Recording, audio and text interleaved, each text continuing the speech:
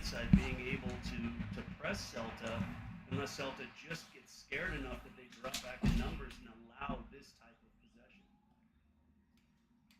Kylian Mbappe heard you, Casey. Dropped back deep to get his first touch of the game. Which is exactly what Celta wants. They want him in these positions, playing playmaker as opposed to making runs deep in the box. Chouameni trying to find him with a cross, but that spins away harmlessly. Perez. Should be in the bar. Interesting to hear the crowd response to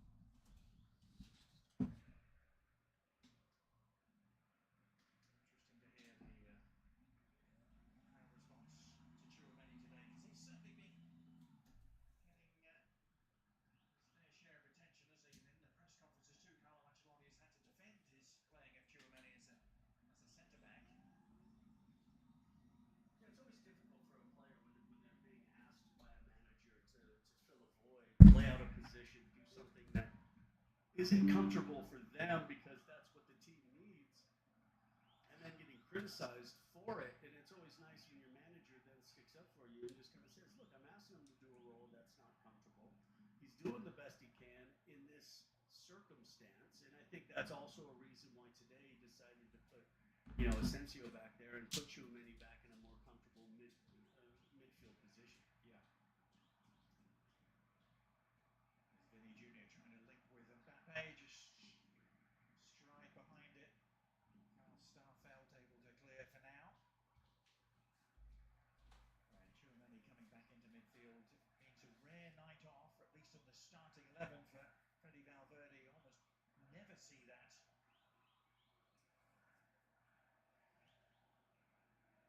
Yeah, there's a lot of big games coming up for Real Madrid as they look to get back to the top. So there's good pressure from Celta. Yeah. Mariba applying the pressure and winning the ball. Shot from Hugo Alvarez. Carrying to the corner flag.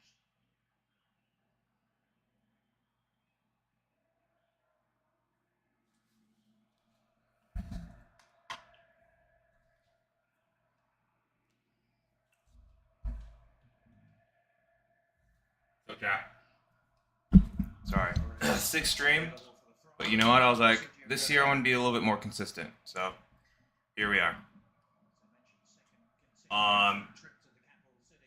Chouameni just got caught out again in the midfield with the ball.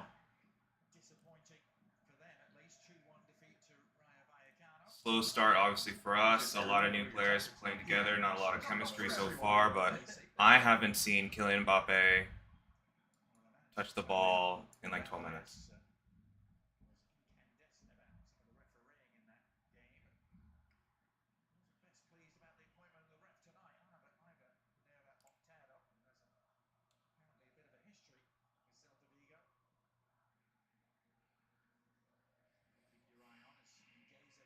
How are you guys feeling after El Clasico? That was tough. That was tough. Yeah, I think it's going to be important for Asensio just to get these opportunities, continue to build off of the chances. I'd pretty much stay off Twitter for 48 hours at least. All these Barca fans acting like they won the World Cup. It was literally the Super Cup. Please relax.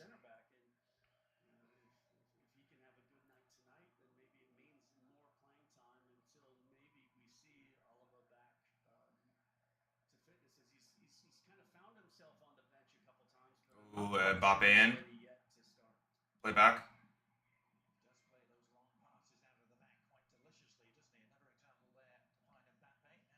It's so crazy how Chouameni with a long shot. Oof! Ooh, Chouameni almost with a banger.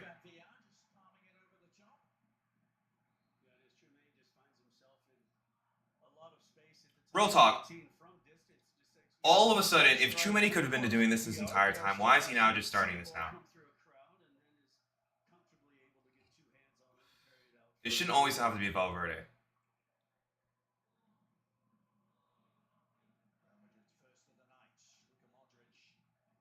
Near post. Can't even beat the near post. Come on, Modric. Why do we have you on?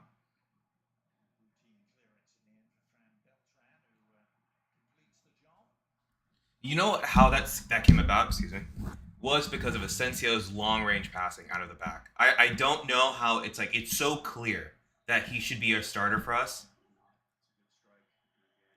You know, I have to believe it's because of the price tag, or it has to be the price tag. He has something on Ancelotti, or you know, I can't. It cannot be Ancelotti's not. It cannot be that stubborn just to keep Tchouaméni on for the sake of keeping Tchouaméni on.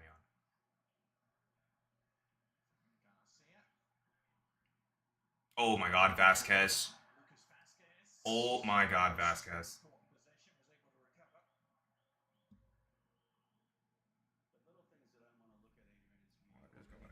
What is going on with my club? What is going on with my team? Of Real Madrid is, Lucas Vasquez finds himself in that situation. It's not a case of then turning out a pressure and quickly putting, Celta Vigo, on the defensive. It was really a case of then going all the way back to Lunin and allowing Celta Vigo the opportunity to get back into good defensive shape. And, how many times are Real Madrid going to be able to recuperate the ball in midfield and Oh then my quickly God. kick How do you it get out hurt off ball and we have to stop for you? to put themselves into that kind of defensive shape? And that'll be the question with this midfield with the changes that were made. And I'm really not sure that they have the components that can then quickly get Mbappe. Do you guys think we're going to see any of Valverde or Bellingham today? Like if it's still zeros, like in the 70th minute, do you think we're going to see any of those? Do you think we're going to see Rodrigo?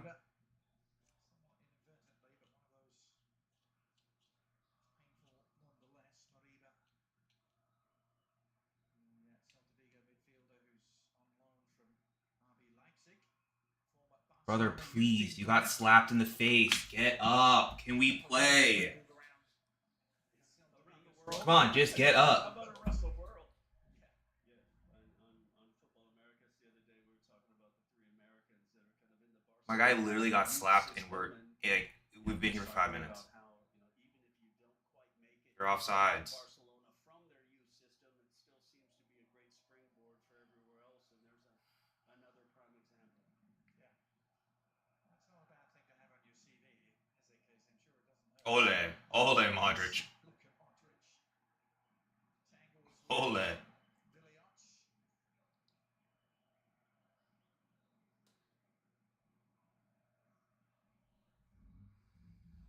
He's going to leave the throw for Lucas Vasquez.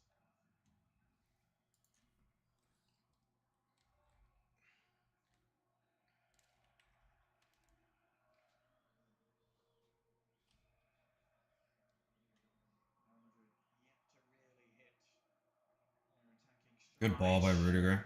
Oof. Jesus. Alright, taking the corner. Is that Marcos Alonso? How am I just knowing that he's there now? Sent off here on Friday night in Madrid in that defeat against Rayo Vallecano, but different competition, of course. And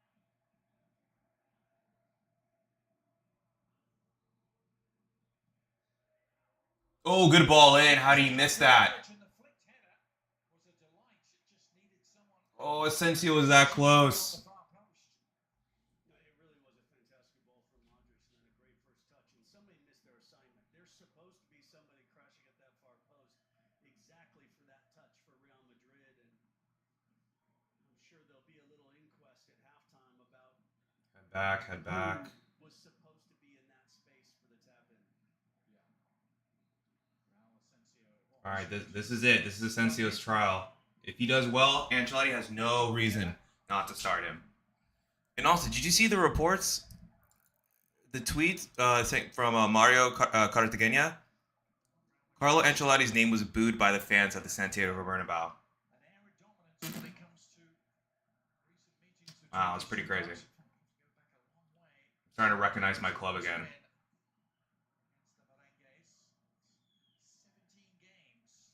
And you know what? I understand if your hands are tied behind your back, right? If the board are insistent that they're not going to spend any money, I don't know what kind of it's led us to believe that we have money because we don't go do large signings anymore. I cannot believe a huge signing on bonus will put us back this far. Good play.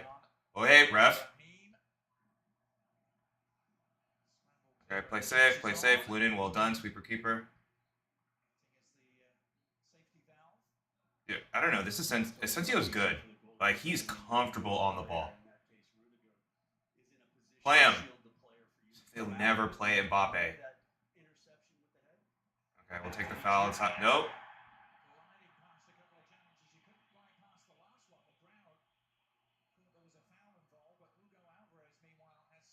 Ball.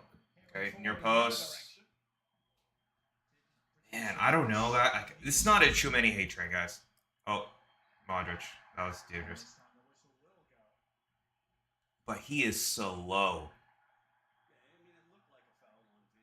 Yeah, that's definitely a foul. That's also a foul. How is that? How do you not call a foul there? Like, why is it in Spain there's only one good ref? Like, you even have... Wait. At this point of Copa del Rey, do they have VAR? They do, right? Or am I thinking of the Carabao Cup where they don't have VAR? Oh, yikes, Vasquez. Touch. You could chest that. Why don't you just chest that? Tchouaméni, you're a professional player. Why didn't you just chest that? You can chest that down instead of trying to nod that down.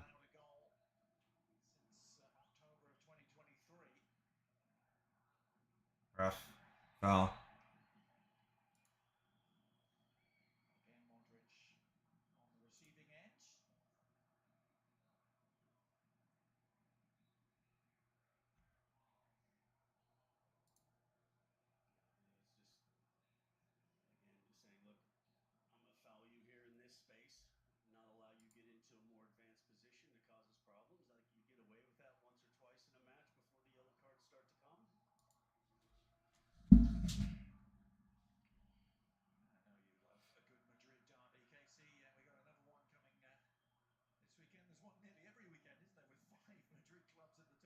Ball over top for Mbappe.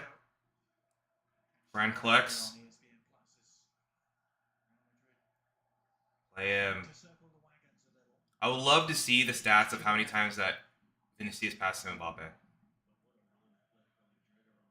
Because Mbappe, like, wherever he tries to find space, no one, like, he does a lot of runs. He has a lot of good runs. We just don't have midfielders who are able to find him. You know, if he's going to be playing on the shoulder of the back line, then we need somebody to be able to pass on the ball. It looks like it's only Jude who is able to do so. And Brahim, third person run. See, look at that. I don't know. What are we supposed to do here with that? Terrible touch from Mbappe. They break out. Great ball.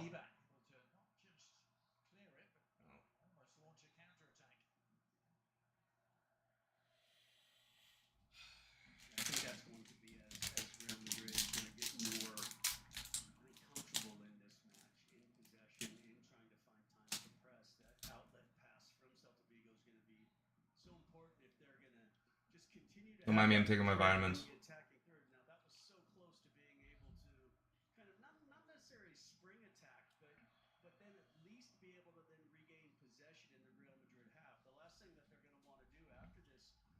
Decent start is that Celta just get pushed back deeper and deeper in their own half, allow more and more possession from Real Madrid. Raheem seems cannot find any space to get the ball. They're crowding out the middle, making us go out wide, and that means we have to do fast, intricate passes on top of the box, or they're looking for us just to cross it in when we don't actually have a threat inside the box. They just crowd out the entire middle. Look at them. They're in a Christmas tree. Yeah, attack us with Vasquez and Fran Garcia and cross it to who? Vinicius? All close. Mbappe tried to do the same touch he did against was it Atalanta? How do you guys, if we're going to press, it has to be coherent. It has to be with purpose, not just run. Like what are we doing? Cone drill? Pretty good balance. Oh, Celta Vigo in clearing their lines when they've needed to, kind of try to pass the ball out. we can't even press Celta Vigo, dude. Too much, and Lunin does a good Like, job. why even do it? Why do it if it's disjointed? First time, well done, go, Vinicius. Oh, overhit it. As together as they needed to be. Not gonna get triggered. Not gonna get triggered today. Good ball from Modric. The feed for this from ESPN is terrible. It's giving me motion sickness. Oh! Try to chip Lunin from halfway. Yeah,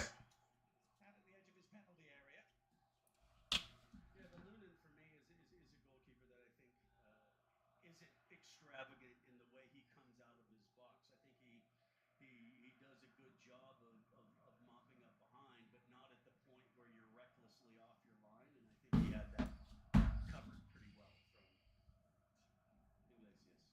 And on. It was ambitious, wasn't it? Wasn't even the halfway line. He was well inside. Once again, Mbappe made another run. Not gonna play him. Top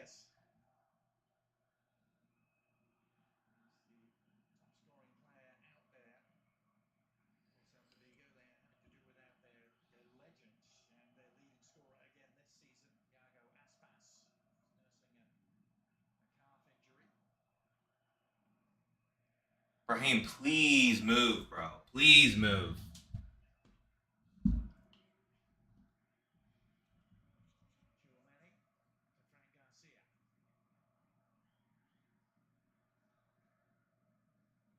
Frank Garcia. Turn. No one. No one in front of him. Go side to side.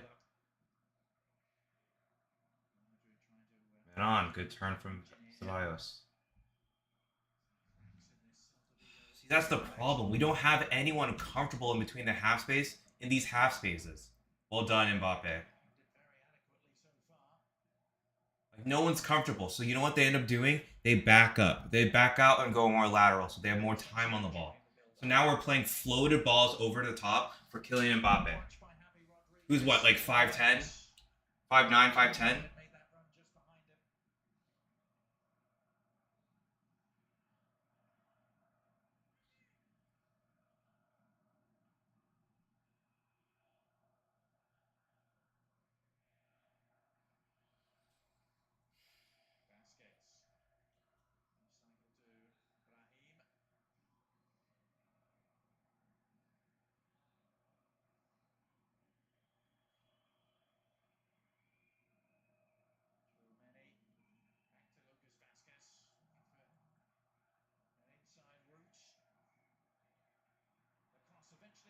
Good ball from Vinny.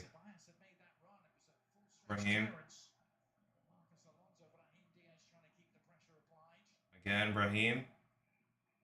Mbappe getting into space yet again. 4 people all in a tiny box. Rudiger left-footed hit. Well,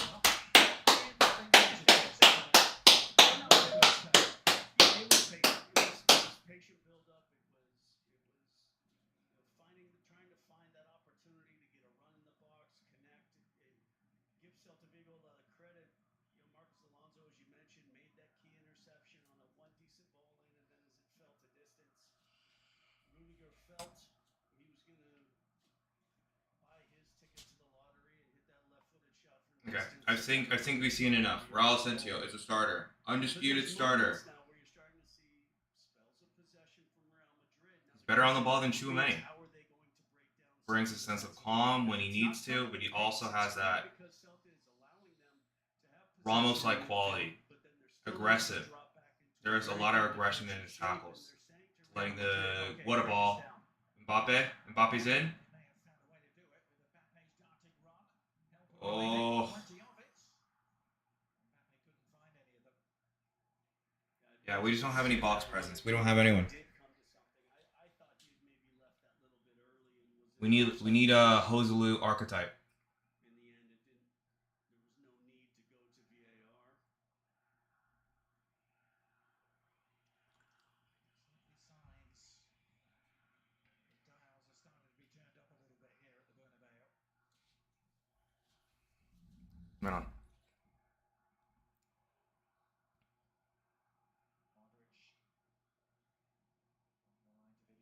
Yeah, Fran. Ceballos. Vinny. Modric. All the way out to Vasquez. Step over Vasquez. Cook.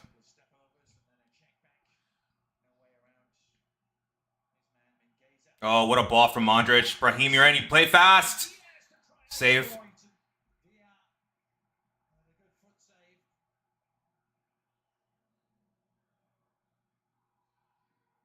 Fran giving no one any. There you go. He had nothing. No one shows. No one makes any near post runs. No one makes anything. Everyone's just looking to see what he's going to do. Like, what do we do? What do they do at practice? I have to ask. Like, it's been, what, 4 days since the last Clasico? What have you guys been working on? Is it just all recovery? What patterns of play are you guys working on? What is going on?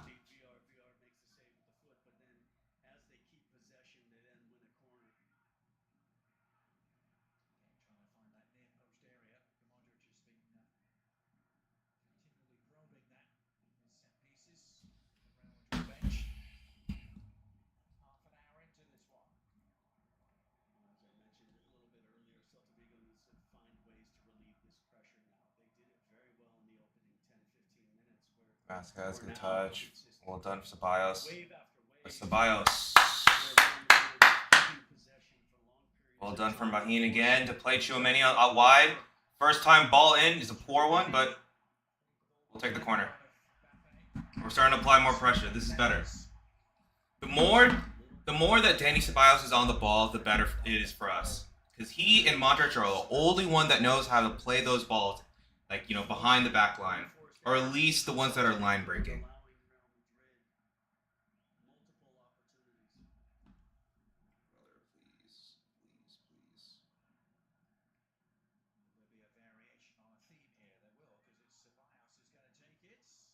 Overhit, Vinicius on top of the box.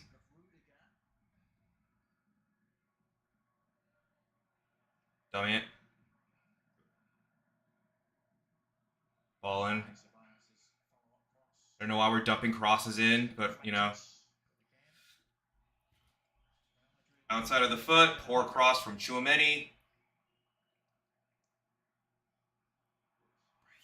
Brahim with a poor touch, and they're off.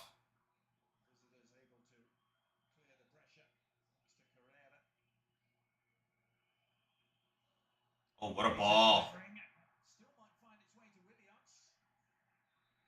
Offsides. Still good defensive action.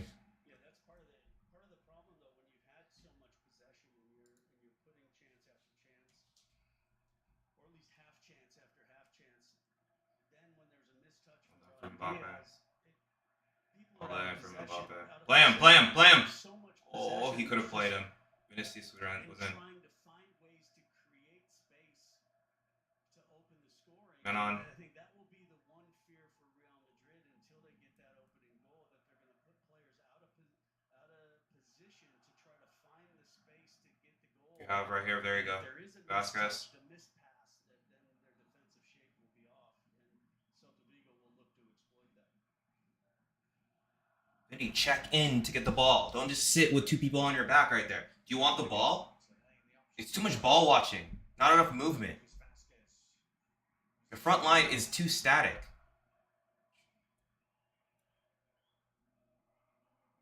Thank you, Ceballos. See? Oh, I'm not crazy.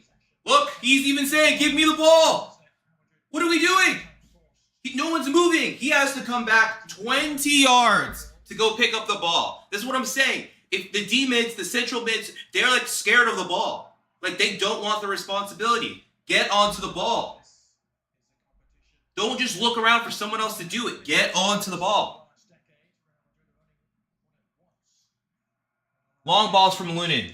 Excellent. This is what we are. This is what we are now.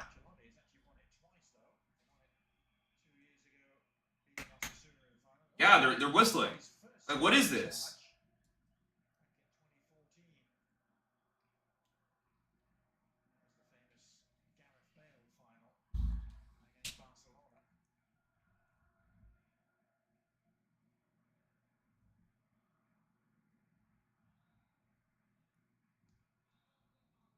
Good step. Oh, well done. Well done. Hit.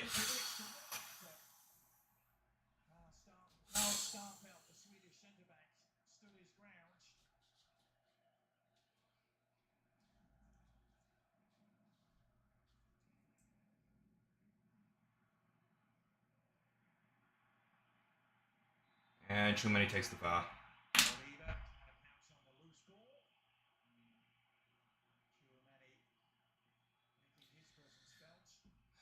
Mbappe, we got to work on that left foot. The cut in is so predictable every single time. That was an excellent lead from Vinicius. Look, it's step over this way, boom. Yep, it's always to the right. You got to go to your left. The entire stadium knows that you're going right.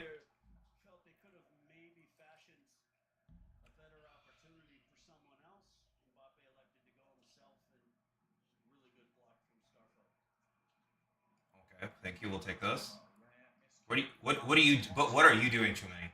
What are you doing leading the charge? Just play it to Vinicius or Mbappe. Oh, what an excellent ball. Celta Vigo breaks the press. Good switch. Oh, handball, ref.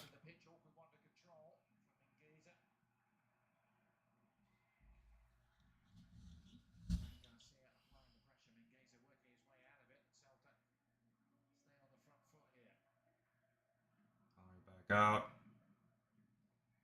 right, Vasquez. Come on, move those feet, Vasquez. Oh, good cross across the box. No one touched it. Vinicius wins it. Do not dribble here, bro. Please do not dribble here, bro. Dude, what is wrong with some of our players? What is wrong with some of our players?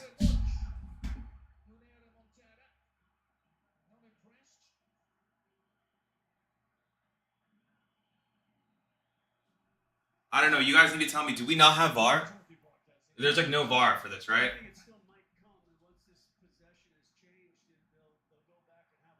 There it is! What did I say? What did I say? Go to the left! I was like, brother, go left! Use your left foot! Let's go, Mbappe.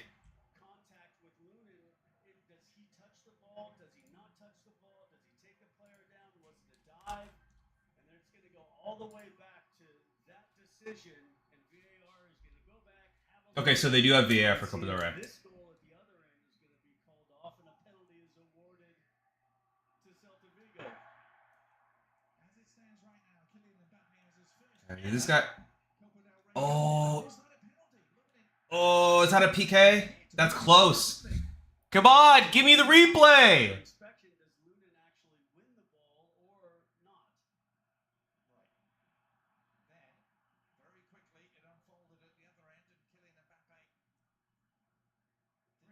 Look, step over. We're out here wide left. Telling you because he thought you're going right. Come on. Said it like 5 minutes ago. I'll call that. I'll take that.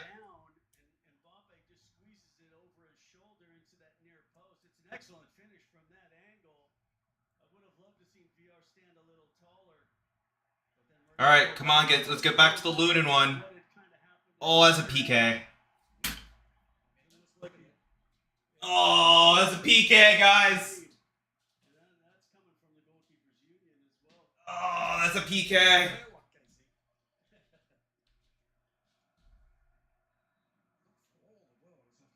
Oh. Oh. Play. Oh, we're good. We're good. We'll take those. We'll take those.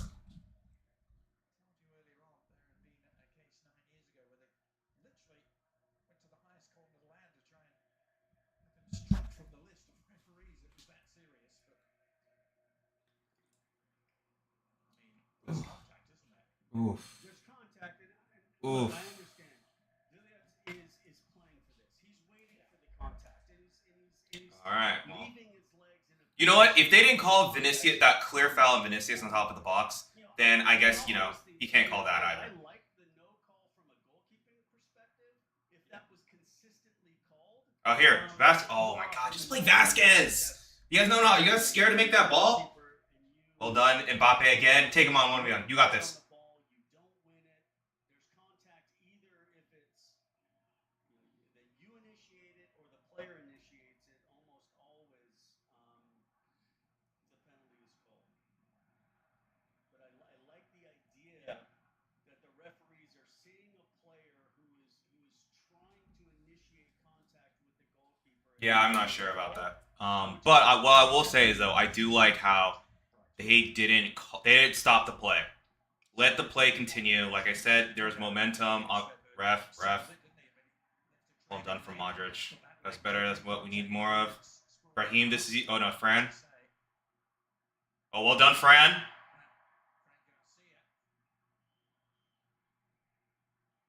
right, everyone's static. Cut again. No one's doing anything. He's going to rainbow flip. Okay, thought about it. Ceballos, top of the box. Oof. I saw the vision. Well done, Asensio. Well done, Asensio.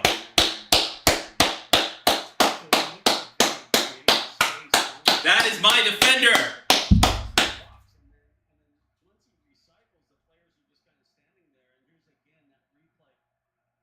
Good finish from Mbappe. Told you, go left. Go left.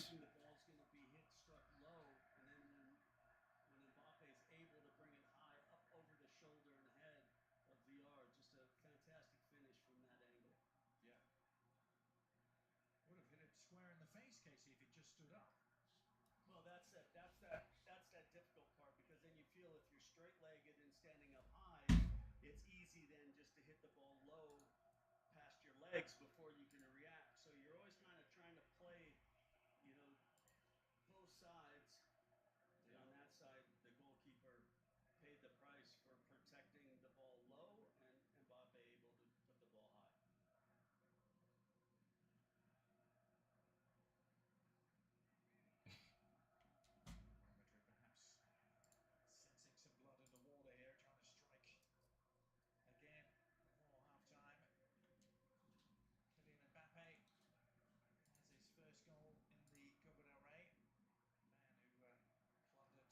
What is going on over there? 40 goals in the French Cup and League Cup. He won those domestic competitions 6 times. His time with PSG. That's a good switch of play. Ceballos, get up, please. Get up, please. Thank you.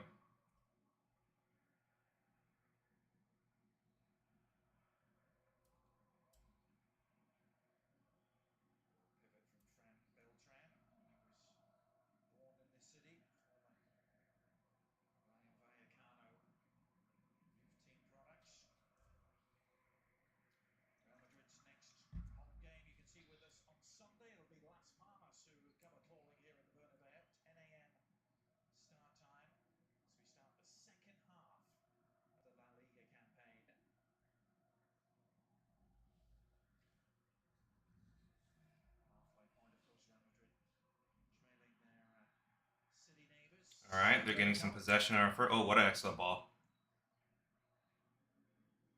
Do not let him beat you, please, Vasquez. Guys, there's 4 of you. There it is. There's Ramos.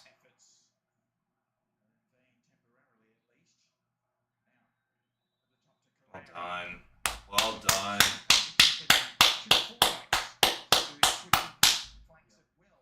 We get an actual center back, and it starts to feel like, there's some calm.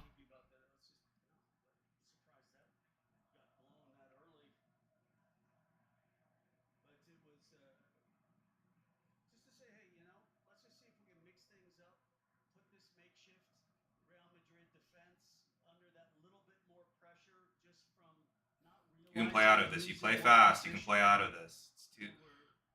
Now it's Lunin kicking it long. What was that, Vinicius? What? Turn.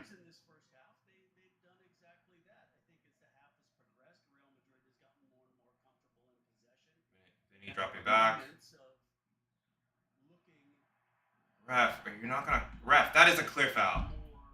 Come on, please. Like they're going to score a goal, and they got their reward off of the Kylian Mbappe counterattack. Like, what are we doing here? I think Celta Vigo has shown well in this first half. Like, okay, yeah, there goes my Achilles.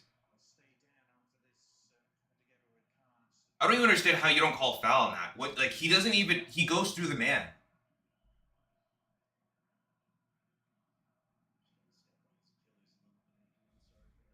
Bro just raked him.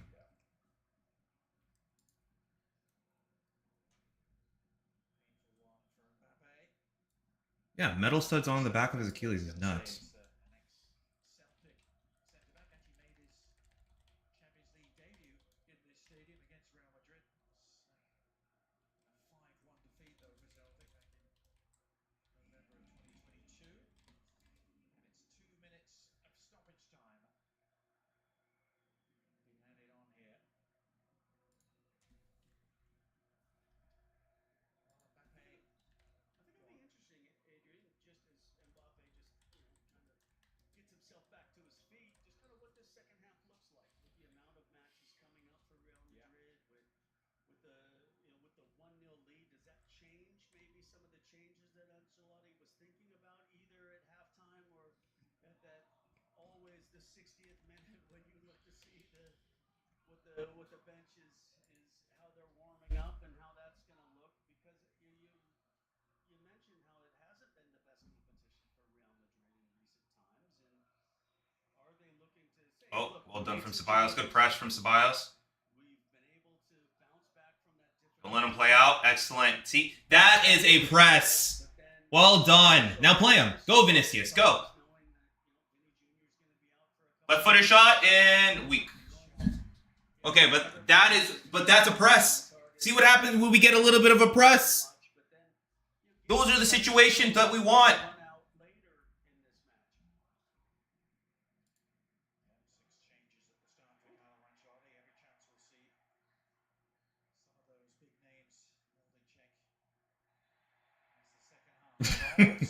Brother wants his shirt.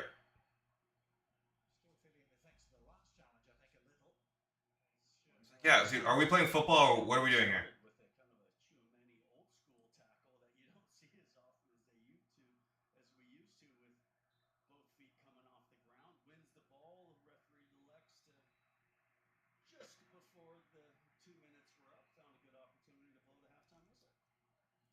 Well, plenty to chew over for Carlo Ancelotti in the Real Madrid. All right. Plenty to chew over in our ESPN FC studios as well. Excuse me. Moment that led to the goal, still being talked about by the Celta Vigo players as they head off. But halftime here. All right, 1-0, 1-0.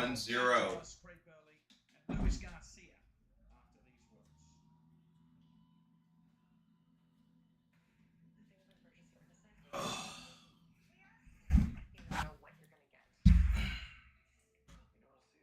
All right. So let's talk about that. Here, let me pull something up real quick.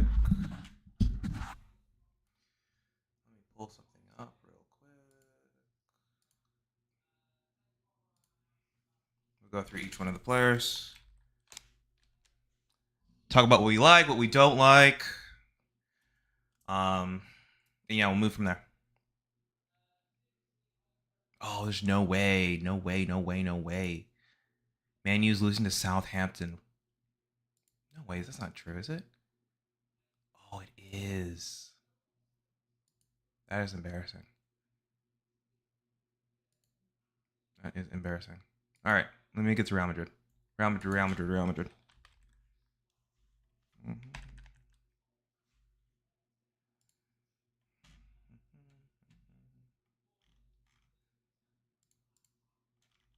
Okay.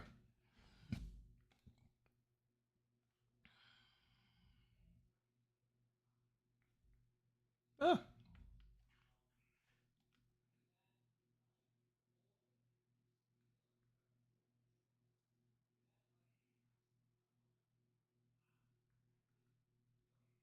Okay. GG's. I don't know why that is not working. You know what? Here, let me just do this. There we go. All right. Lunin, I don't think he's had much to do. I think our backline has kind of shielded him enough to where he hasn't really had to make many saves. I think in the beginning of the match, Celta Vigo actually started, like most teams do, they start off strong, they start off running, a lot of energy, and then as the half starts to wane, they expend more and more energy, more of their press and their offensive actions become, less efficient. I like to say so. I think once we started getting onto the ball, forming a little bit of a chemistry with a lot of the players that are playing together, probably for the first time or in combination for the first time. I don't think we've asked Looney to do much. I do think, and maybe that's not what we asked from our keepers at Madrid, is that they're a little bit more ball playing. I've realized that Thibaut and Lunin are probably not the best ball playing center backs, but I'd rather my goalkeeper be an excellent shot stopper than one that likes to do Cruyff turns or sweeper keep or whatnot. So he hasn't put a foot wrong yet. But he also hasn't been challenged. So there's that. Fran Garcia. I think he's very lively going up and down that the left-sided flank. Him and Vinicius. I don't know if it's just. I don't know if Vinicius is probably has his favorites. Oh my god, I got like a Man United stream going crazy downstairs because they're losing 1-0. Yeah, Frank Garcia. I think Vinicius has his favorites probably, who he trusts to play the ball to, and it seems to me like Vinicius is very reluctant to play Fran in, especially when Fran has a lot of good opportunities, or he's made a lot of good runs, to help assist in that, So, and I also think that Fran's place in the squad is probably why he doesn't push back more on it. Like, why aren't you playing me the ball? Because obviously Vinicius is, our top player for the club, if not the face of the club right now.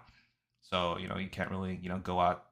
You can't, you got to be careful who and when you take those chances. But like I said, he hasn't done anything wrong in my opinion. Like I said, there hasn't been anything that we really asked him to, step up and be the best at. So I can't really complain on that. Rudiger, same thing, just really calm defensive actions. I mean, one of the crazy shots, we don't need a left-footed curler from Rudiger on the top of the box. I'm good on that. But other than that, I think he's been quite solid. I think our best out of the back line, and I keep on saying, is Asensio. I'm, whether or not, let me start a narrative here. But Asensio should start every game. He should start, all the big games at least. But he is a center back. He looks like a center back. He plays like a center back. There is, at least to me, there is some sense of a calmness and self-assuredness in what his exact role is, where I think there's a lot of ambiguity with a lot of the players that are playing outside of their position. Because, I mean, you can only imagine, you're in the biggest game, one of the biggest games of the year, you're playing one of the most informed players in the world, and you're a right back, and you're a right winger playing right back. A lot of the things that come naturally to a lot of defenders after years and years of playing this position, you can't just pick that up like within a few months. And then with a makeshift back line who you don't really know, and then you have a coach and a coaching staff that doesn't really know what they're doing about that either. So there's that. So like I said, I'm gonna keep on saying it. Asensio should start. I'm sorry if one of the midfielders starts to get unruly, they don't like it, and they huff and puff. But like I said, this is Real Madrid. It's not French. Well, it is Friendship FC. Recently has become Friendship FC, but this is Real Madrid, and we win trophies. We don't. What has happened over the last two Clásicos is embarrassing. It is absolutely disgraceful and embarrassing to what I don't know what the board is doing, but we'll get to that later. Vasquez, his form, he's been consistently average. I will say that he's been consistently average. He's step overs here, step overs there. I'm still a little shaky with him on 1v1s, but like I said, I can't put wholeheartedly all of this blame onto Vasquez. It is not his job. I mean, this is not the job that he's trained for. He's doing a job for the coach and for the team, and he's being the scapegoat for the lack of signings or the lack of defensive shape by the coaching staff, in my opinion. I understand the fact that you need Valverde to rest. Like Valverde and Bellingham, we've been running them into the ground. They cover up all the space for our attackers who don't like the track back. So it's good that they're actually getting a break. They need it. We don't need any more overloads. We're getting to the business part of the season. So it's good that, Valverde's on the bench and stuff. But, it would be good to kind of see how he would fit, like maybe for like 15 minutes, how he fits in this kind of role, or do you like, hey, like instead of having you play a position that you don't actually play, let's actually put you into a position that you play, in a game like in the Copa del Rey game, because we understand the priority of like with the tournaments and stuff like that. So why don't we, actually have him play his exact position against one of these sides of quality. But anyways, Modric, I think as the game started to wane, and then a lot of the energy from their midfielders started to go, he actually got into the ball a lot more. And then when that happened, you're able to see him play a lot of good through balls, line breaking balls, really recycle possession and really kind of put his stamp onto the game. In the beginning, I was like, ooh, this is not a good look, but I have to understand, like, this is who Modric is now.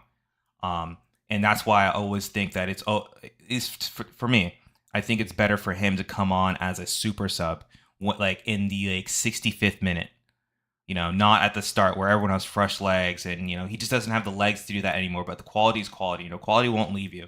Class is permanent, but obviously, he doesn't have the legs to do all that.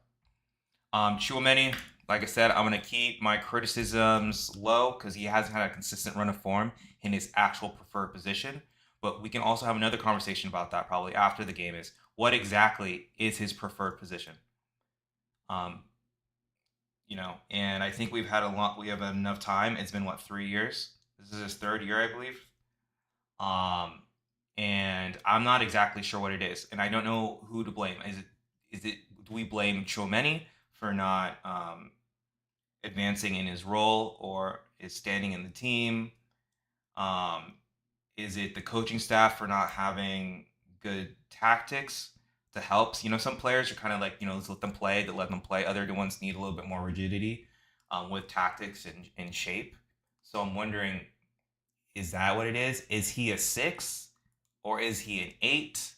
Because as a 6, he seems to not have he doesn't seem to have good positional awareness or where he's supposed to be at certain times. Or like, if you're going to be a number 6, you should be collecting the ball and start really initiating a lot of the defense. A lot of the offense. If Lunin has the ball, why are you hiding and not opening up an angle to receive the ball?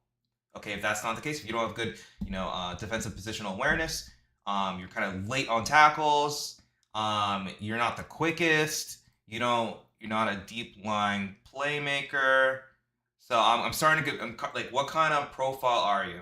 And then if we put you to an 8, you're not mobile enough, or technically you don't have. I'm trying to be nice here. If you're not a 6, and then your profile that you're showing me shows is actually worse as a number 8, so then when are we going to play you? And then we tried you at center back. And like I said, maybe because there hasn't been good tactics, good defensive setup and structure with Ancelotti and Davide Ancelotti in the staff, and maybe that's what it is, and maybe you're just like the scapegoat. But we even tried you at center back, and you still don't know what you're doing there. So it's kind of like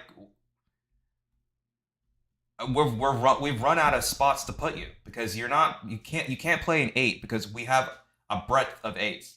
We have too many 8s.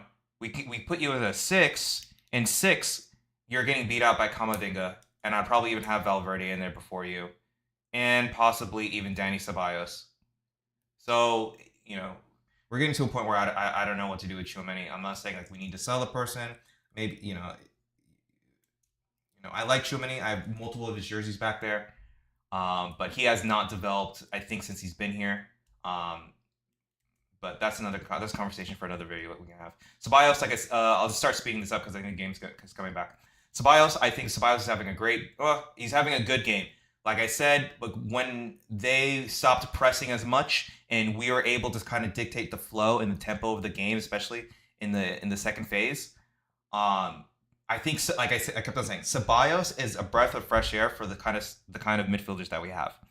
Ceballos has that little bit of pausa, or that will be able to recycle possession. It's not obviously is the same level of Kroos, because Toni Kroos is an all-timer. Obviously. But he does have the legs. He does have the technique. and he does know how to. And then he does play a lot of line breaking passes that a lot of our other midfielders have a problem doing. There's many times that Mbappe is. I would love. I need a tracker. I'm probably have it here on FootMob. After I'll go check and maybe we can speak about it. But how many times that Mbappe makes a run off the corner or off the shoulder of the defender and he never gets the ball?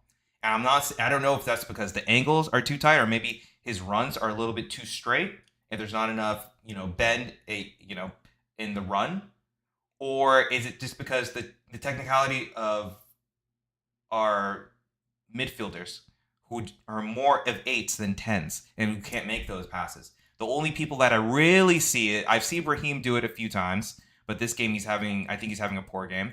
Modric, he definitely knows how to do it, but like I said, he doesn't have the legs to get up, back and forth. So if you don't have the legs to get all the way back, you'd rather stay back. So that's kind of what he's doing. Ceballos, kind of something similar, especially if you have 3 front-line attackers who don't like to press. So but the closer Ceballos gets to the opposition's box, the more ingenuity, the more creative passes, and the foresight that he does have, that he does shine in those positions. So I think he should continue. If he gets more run of games, I think his best qualities will show. Vinicius, I don't think he's having another good game. He's always kind of been like this. I think Vinicius is more of like a moments kind of player. I don't think in his career, he hasn't, in my opinion, been the most consistent with performances. And I think that's why that kind of split, like who was the best player of last year, because I thought in my head I thought it was Jude. But then Vinicius, like I said, is a moments player, and he came alive during the latter stages of the Champions League, and you can't not you have to say what it is. It's amazing, especially what he was doing in the semifinals and the finals and even the quarterfinals, to be honest. Mbappe, best player on the field, in my opinion. He's lively. It looks like Mbappe is here. It looks like he has finally got over whatever that was alien. Hold on, let me make sure that the game's not on. Hold on. Give me a sec. I can't tell if the game's on.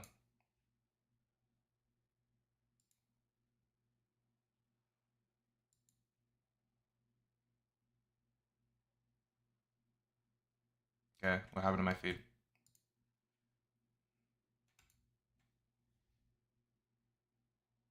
Okay, so they're coming back out.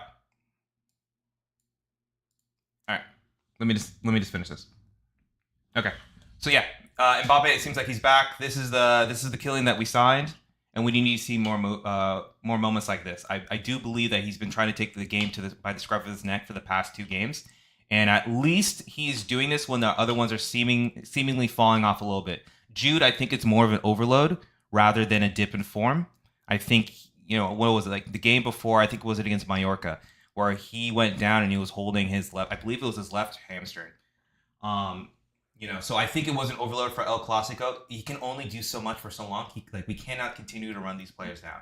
So at least Mbappe's rounding out into good form right when everyone's kind of else is like slowing down. So hopefully he can maintain that form while everyone kind of raises up their level again. Because once again, this is the business side of the season, and this is where Real Madrid really comes alive. So there's that. Brahim Diaz, he gets opportunities to start, and I think often enough he doesn't actually take those opportunities. Because Carlo Ancelotti will look at this kind of performance and be like, yeah, this is the reason why I play Rodrigo. Even if it's not fair, but these are the opportunities where we really need to see you shine. And I don't know, I can't tell of any kind of discernible qualities that he brought to that first half that someone else couldn't have done better at, like in this case, if they're going to go pack the middle and you need a little bit more creativity, I would have said I would switch and put Arda Güler in. But, we can talk about that later. I think the second half is about to start. It already started. Yes, and of course how VR should have maybe stood up a little higher. But take nothing away from the finish and run from Kylian Mbappe to open the scoring. Craig's natural form in the FC halftime studios suggested to me, Casey, that he was no stranger to being in goal. I wonder if he ever had to go in his professional career. Yeah, I'm sure he was the first one. Yeah, I think the first one when What a very acrobatic clearance. Red carded. I'm sure Craig was the first to raise his hand and said, "I'm a natural goalkeeper. Put me in, coach. Give me the gloves." Celta Vigo starting off in a positive frame of mind here with Cadera. Well done from Fran. Mbappe plays Vinicius. I cannot tell. I don't know why Vinicius will not take someone 1v1, like, with pace. Like, you're probably one of the quickest players on the field, and yet he never really uses his pace. Real Madrid went out at this stage of the competition last year, but that was to Atletico. A game that went all the way to extra time. Oh, yeah, I don't have an Asensio here yet. I need to make that. Vigo did make it to the quarterfinals a year ago. They lost to Real Sociedad. They never actually won the Copa del Rey. Celta Vigo. They've got Spanish footballing history. All the teams in the top 12 all time in La Liga in terms of points and wins. Celta Vigo are the only one of those clubs never to have won the cup, which is a little surprising. They've made the final 3 times. Ole Mbappe. Play him! That's a lovely comeback from Mbappe. Great work. Cut it. Come on. Oh, well done. Vinicius. 2-1! Let's go! 2-0, excuse me. Let's go, let's go, let's go.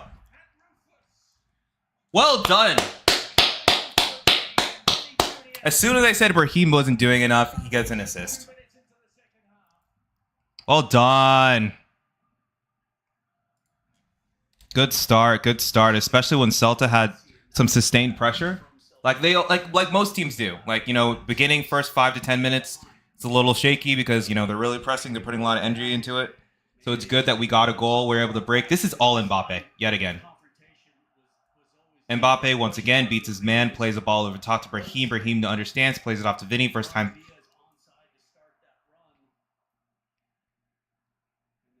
Well done, understanding. Yeah, he had someone on his back. He had to take that first touch.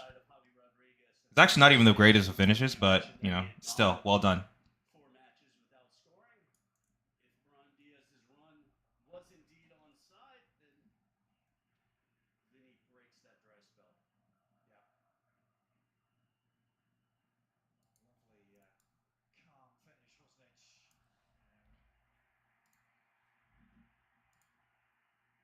Goal confirmed.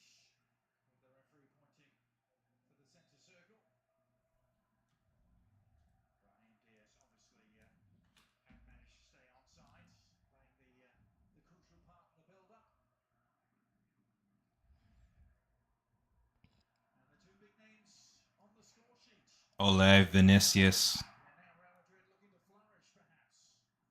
Oh, hit it. Luka Modric. Oh, Modric close on top of the box. Oof. Yellow. He got ball. Okay. All right, Tchouaméni. Well,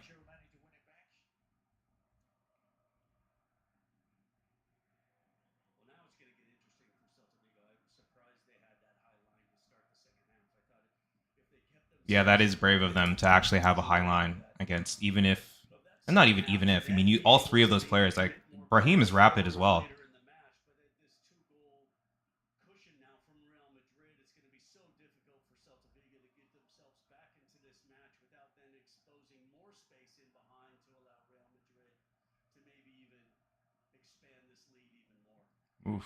Ceballos almost scored on Luna.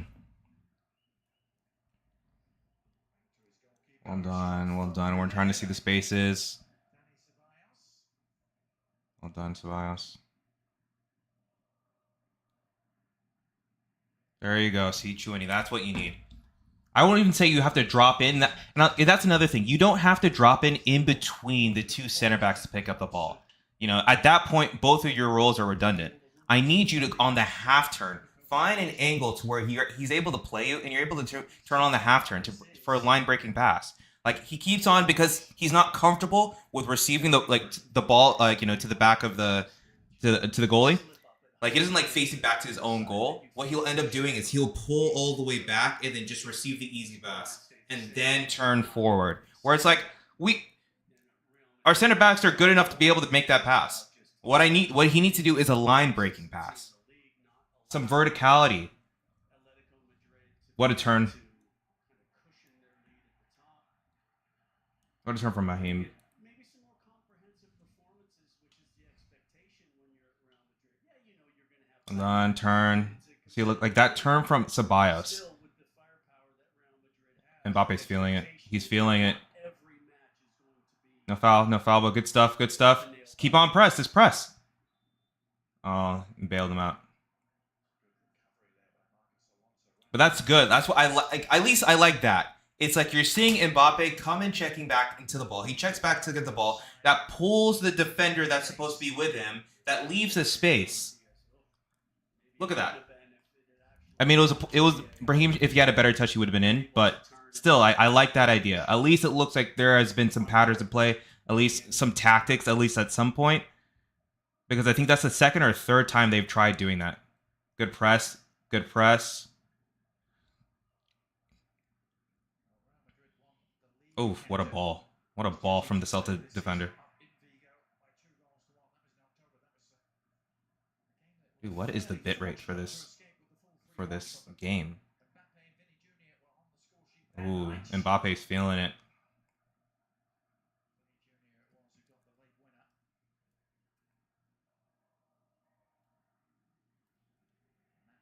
All right, Mbappe's starting to feel comfortable. He's starting to feel comfortable. He's starting to feel confident. Well done, Rudiger. Well done, Brahim picking up on the half turn, going with speed. Oh, what a tackle. Vasquez. Modric. Vasquez. There's no one in the box. There's no point. Just recycle it. No one in the box besides Ceballos. Don't cross it.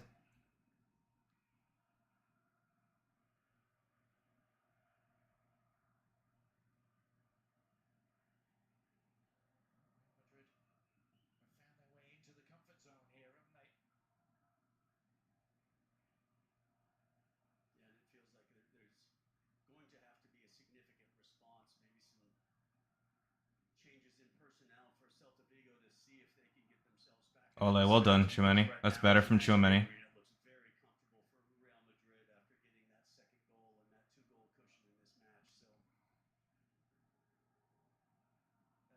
Oof. Okay, so do we know how to press when, like, what is this? When did we learn how to do this, and why haven't we been doing that?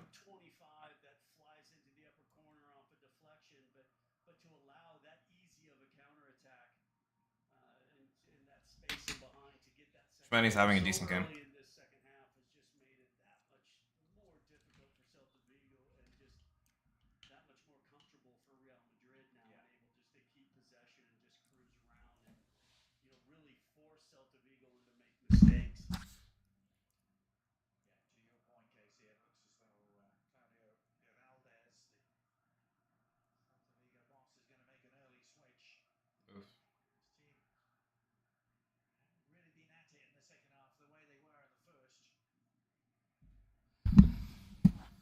All right, we're at the 54th minute. I think we need to start having conversations about playing like Endrick.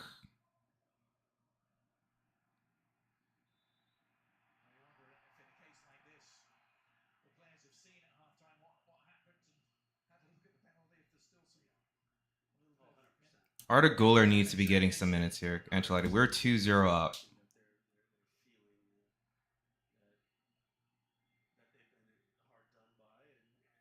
Like, these are the games that we need to give these players. Oh, what a shot!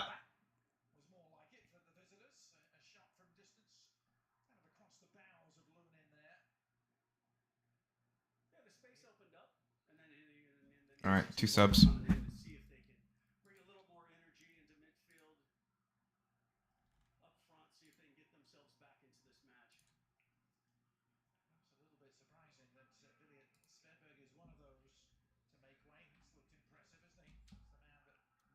I think common consensus on Twitter is that Asensio has to be a starter.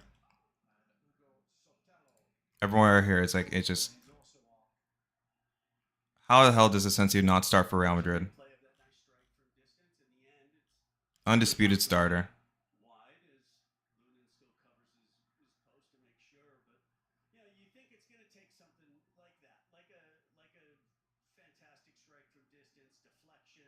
Blam. With speed, we can go a counterattack. Let's go. Mbappe make that. There we go. Oh, too slow, too slow, too slow. Offsides. There's no way that he's onside. Oh, Mbappe! How does he miss that?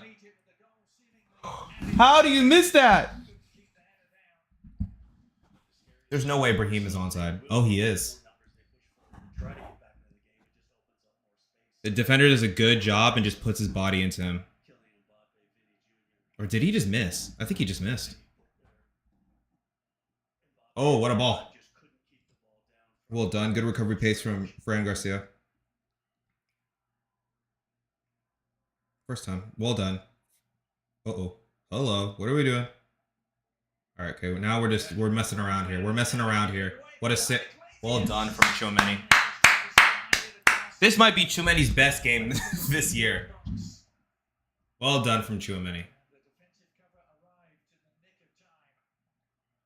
Oh, thank you very much. We'll take that. 2v1. Play him. Vinicius in. 1v1 with the keeper. Vinicius! Oh, off the line by the defender. I think Vinny was watching some old tapes of the old school striker in Real Madrid and Raul just he dinks the keeper, but an excellent save by the defender. But this time Starfelt just was in a close enough covering position. That wasn't even a small dink. That was a dink.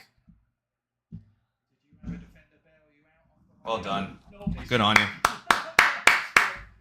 But yeah, I mean, I like the improvisation, if I could get that properly pronunciated, but from Vinny Jr., but then the covering was fantastic from Starfelt.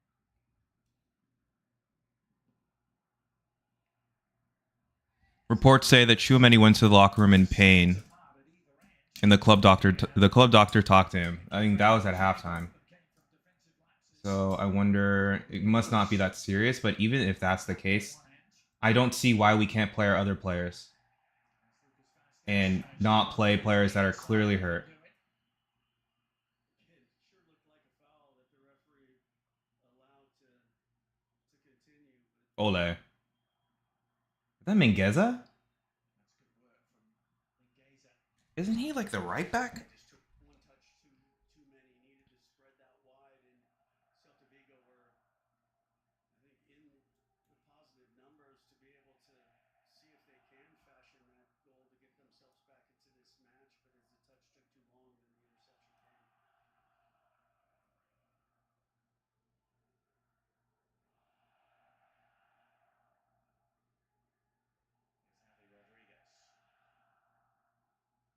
Thank you very much. We'll take that.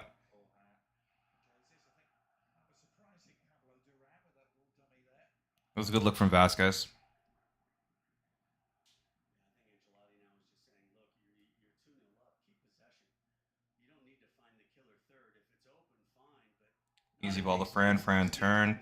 Modric. to Celta Vigo, make them work, make them put players in awkward positions, and then let your skill come to the forefront to fashion the third goal. Iglesias in your picture there. Here's number 7. He's good record in this competition. He scored goals in the semi-final and final for Betis back in 2022 when they won the competition, beating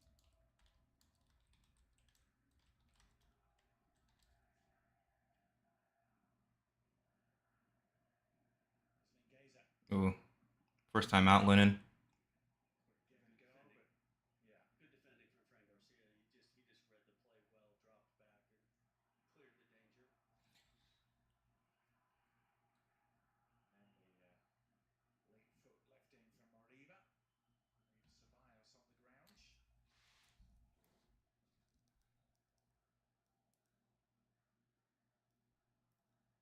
This was the build up to the second goal again. Perfectly timed. People will tell you who they are, Excellent pass from Kylian Mbappe, and then but how they act when they win. sees the run from Vinny, and You know? Vinny slides it in for the second goal. Really well-worked goal from Real Madrid. Have you guys seen this post? I don't know if I can even link it in the chat. Well, I'm gonna tweet it out right now. Position to have that high line Solo juega a fútbol. Y muy bien, por cierto. That was from a Barcelona account. The official Barcelona account with Lamine Yamal. While talking about Vinicius, who's speaking about racism, which is a very prevalent issue in Spain. From an official account. Good ball. Brahim's in. Take him 1v1. Mbappe top of the box. Bad pass to Modric.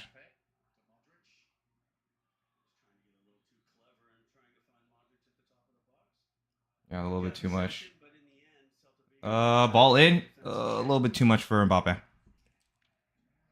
Let's see some subs. Carlo, see some subs.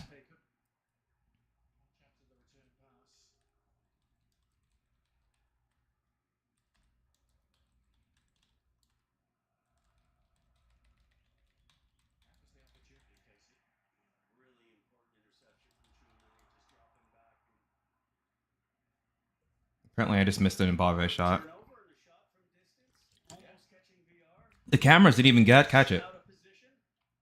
Mbappe's have I don't know what they gave him in the locker room. Oof. I don't know what they gave Tchouaméni. Ooh, off the top of the crossbar. What did they give Tchouaméni before this game? Did he hear all like the Tchouaméni outs and you decided like, hey, I actually have to try?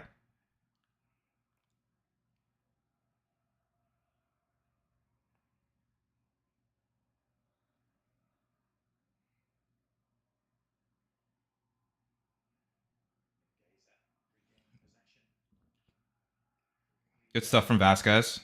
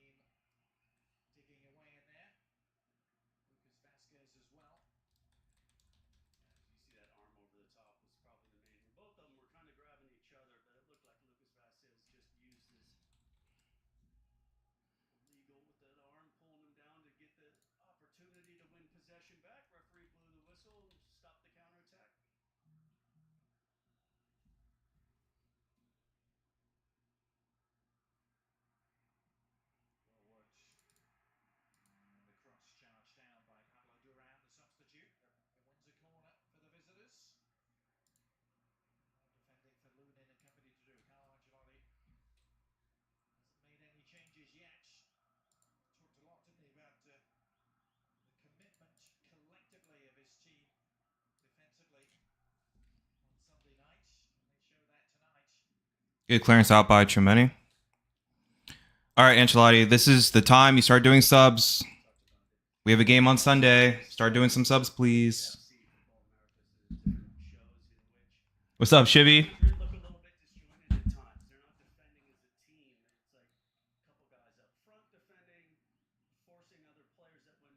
Well done, Ceballos.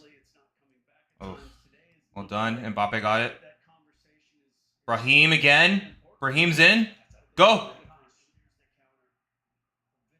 Ole, Brahim. Oh, he can never finish. Brahim, it's always a highlight. Every single time. He does, literally, it's a highlight. He can't finish it though. Like there has to be like a highlight reel of it, like it gets low light of him literally doing Messi-esque runs, and then it's the very last finish. He just cannot finish. He'll cut up 3 defenders and then just absolutely shank it. I think the only time I've seen like one of the cool ones was it I think it's Villarreal, and then the one against RB Leipzig.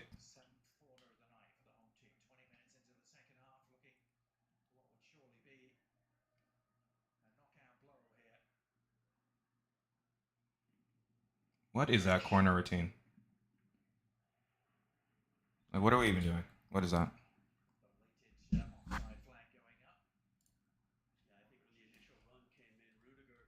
Celta Vigo, and this will be of note for fans of MLS who are watching our coverage. The man has just come on, Jonathan Bamber. Chouameni play. Let me see if I can link this in the chat. I'm just gonna link it. That is actually hilarious. Let me do it on this chat. I'm gonna do it on the Twitter chat.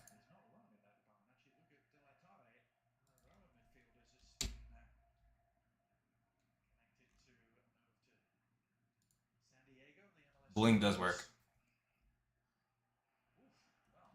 Quite sure what VR was doing. I know he was trying to provide an outlet for a pass. Yeah, but an angle to leave your goal. Good stuff from Chouameni. A lot of trust in Starfelt there, aren't you? Yes, I think the wisest. Vinicius on top of the box. He's taking too long. Oh, corner. We're 67th minute. 67th minute. And we still have no subs.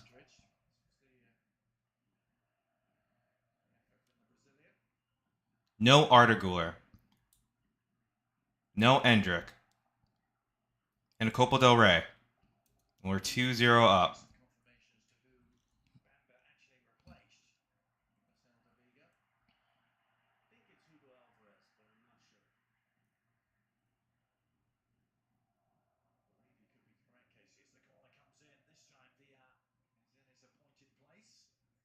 Excellent flick from the Celta, able to play out of the back.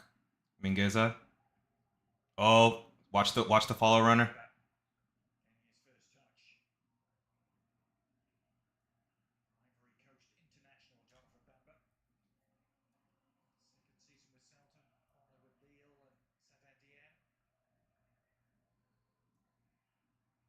Oof, good sit.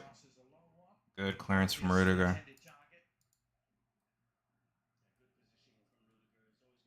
Did Amad Diallo just get a hattie? Finally, Arda.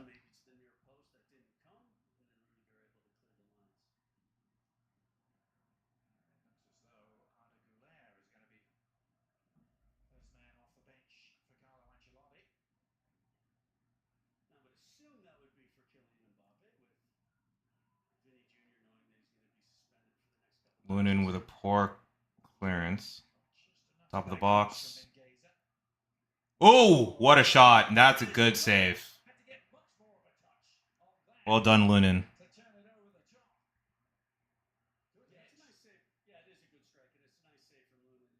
Yeah, that was an excellent strike. Swerving away from him, and then you see how it just kind of comes back inside. Lunin almost dives over the ball, but then again lifts that left hand, makes a nice save, just kind of saying to his teammates, "Need to close that down a little bit quicker."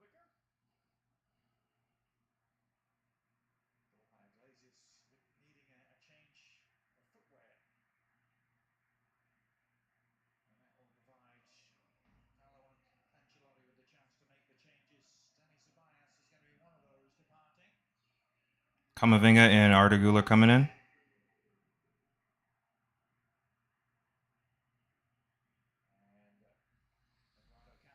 Camavinga.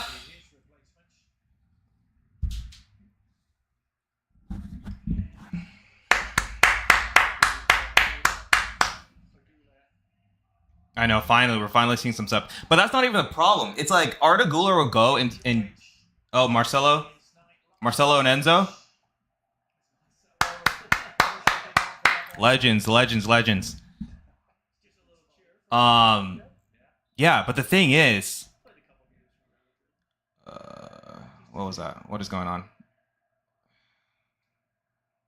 Trying to play out of the back without clearing it. Okay. It's the thing is, Arteguler needs to be playing more than 20 minutes. I think last game he had, was it either 2 goals and an assist or it was 2 goals, and then we haven't seen him for a month. And then he comes and plays like 20 minutes at the end of Copa del Rey, where he should get a majority of his minutes. If you're not going to send him out on loan, I don't understand. Endrick, like why not just send him out on loan if you're not going to use him? Like he can't even get into a Copa del Rey game. Copa del Rey, Super Cup, UEFA Super Cup, Spanish Super Copa.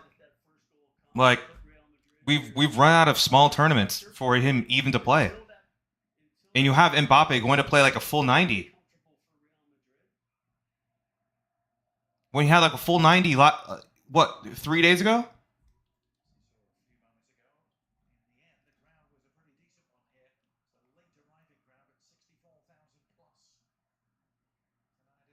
So look at that. Look at that. Immediately, he's breaking 2 lines. That ball broke 2 lines. It took like 1 touch.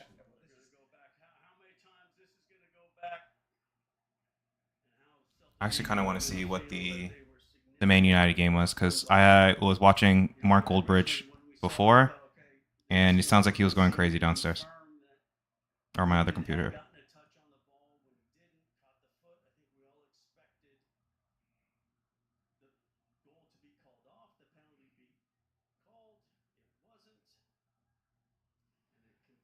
Okay, 1-1.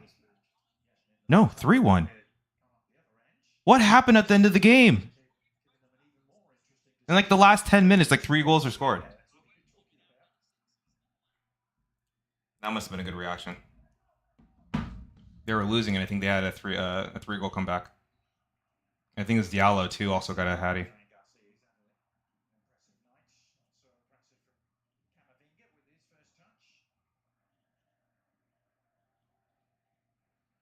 All right, come on, Guler Nation, come on. I know, right? They clutched up for once.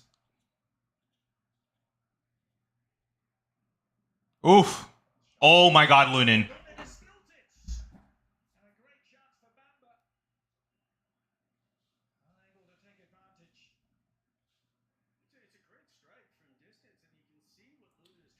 Lunin. He was offsides, anyways. Lunin. That was yeah, you got lucky with that one. All right, Vinny, we need you to hold the ball up there. Help us at least relieve a little bit of pressure. Well done from Asensia. Arda, well done.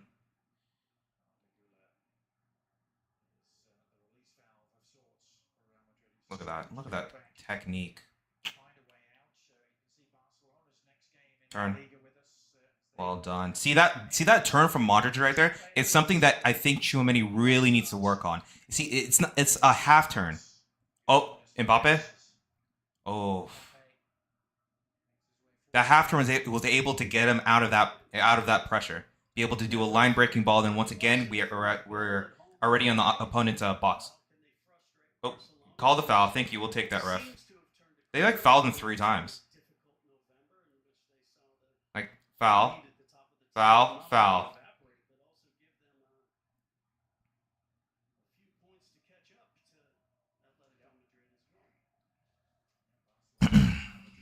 Another thing too is like, I wish we could get Arda Güler closer to, more dangerous areas of the pitch.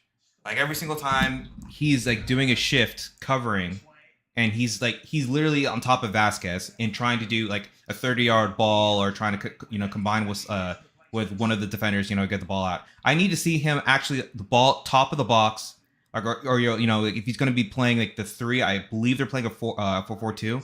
I'm assuming that's what they're doing. But like Arda Güler needs to be on top of the box, being able to either put a ball in back post or be able to take a long range shot, because I think it's kind of clear that he probably has the best technique on the team.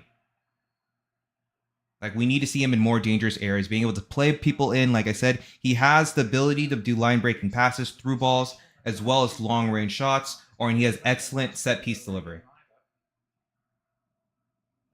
But once again, look at him. Look where he is. He's our right wing back. Yeah, it is a 4-4-2. Look at him. He has to go back and help cover.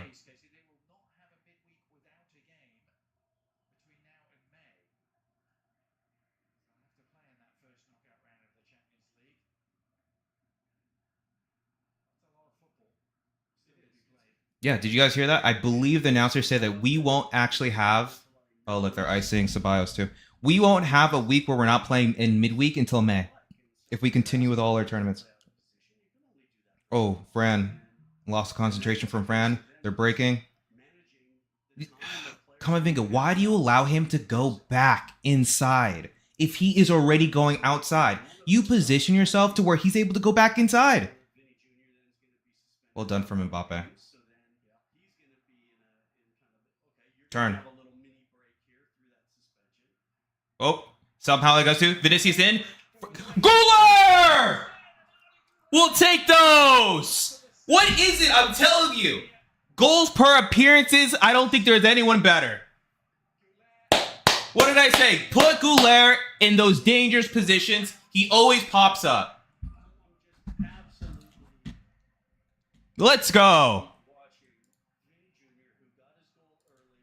Well done from Vinicius for not being selfish there. That's excellent. Excellent. It was a missed kick right here from Mbappe, but we'll take... Oh, he might be offsides. Ooh, that might be offsides.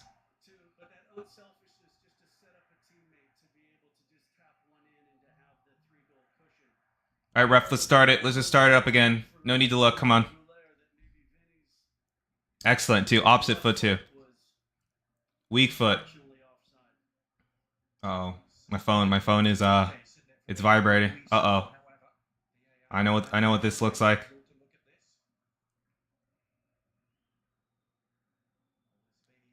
Score, is it going to be a score correction? It is. Outside. Damn it. Damn it, damn it, damn it.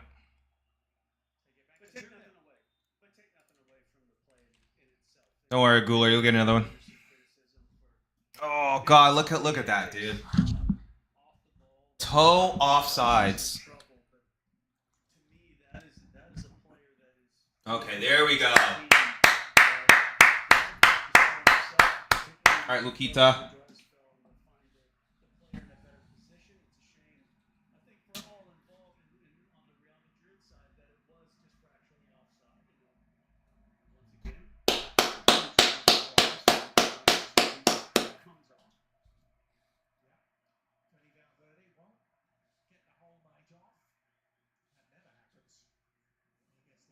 Who's got to lose minutes? Ancelotti. Nah. Alright, come on, Hendrick. Too many. But I don't even know. That's a good question. I'll have to think about that. I don't know if people will inherently lose minutes, but it's the fact that no one actually does. Like, he just plays the same, like, 13 players. And, when we have a full squad. So it's like, if he just rotated better, it wouldn't be a problem. You know?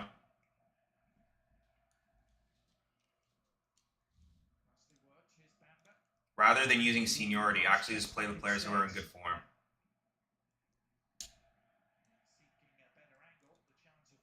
Goulart, chill. You're about to get a yellow card.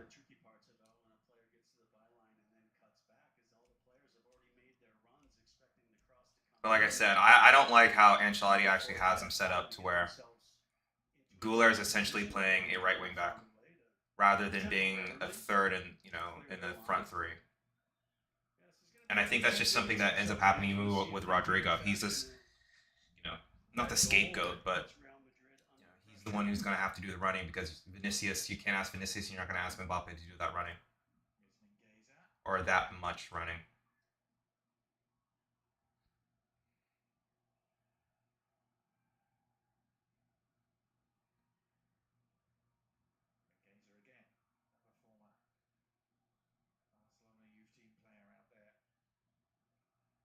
Okay, congratulations, the Barcelona youth team. I don't even understand what the point of that is. Like, what's the point of saying that? Like, I'm wondering, like, do they talk about all our academy graduates? Because we have, like, I think we have the most amount of graduates playing in top flight football. But do people say that every single time? No, they don't.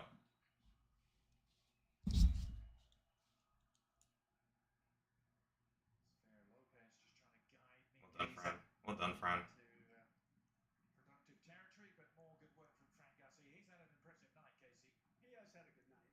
I think Fran's had a decent season, honestly. Look at that, dude. A toe off.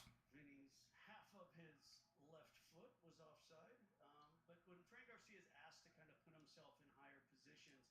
In a game like today, where he's asked just to stay in that good defensive shape, allow the players in front of you, no need to overlap. Let Vinny have the space, let him create the opportunity, and I think he's been very, very serviceable in that left back position.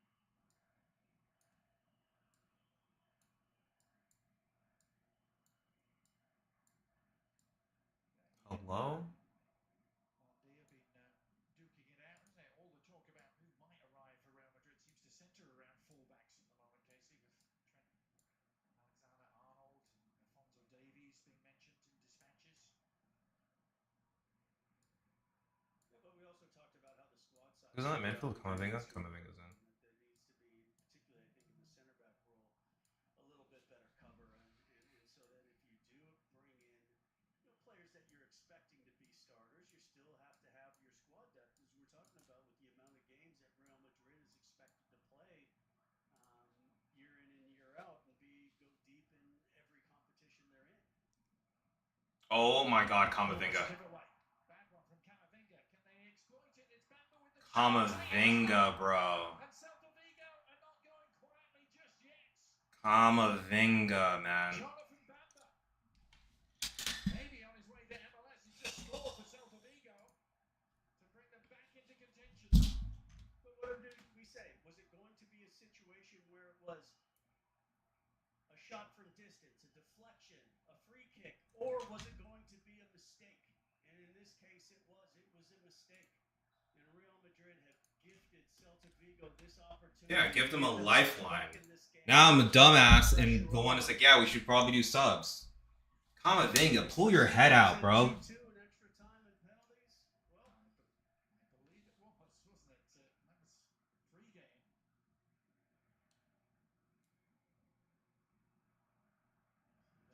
Gifted, that possession gifted back when it really looked like there was no reason for it. It's gifted Celta Vigo a lifeline. Yeah, it was Camavinga, wasn't it? It was Chip. Well done. Turn. Yeah, go yourself. Go yourself. Well done. Turn. Turn, Guler. Turn. Why isn't no one telling him to turn? To stop Camavinga from that opportunity to go into the box and to make up for his early mistake. Yeah. He's another that's really caught the eye tonight.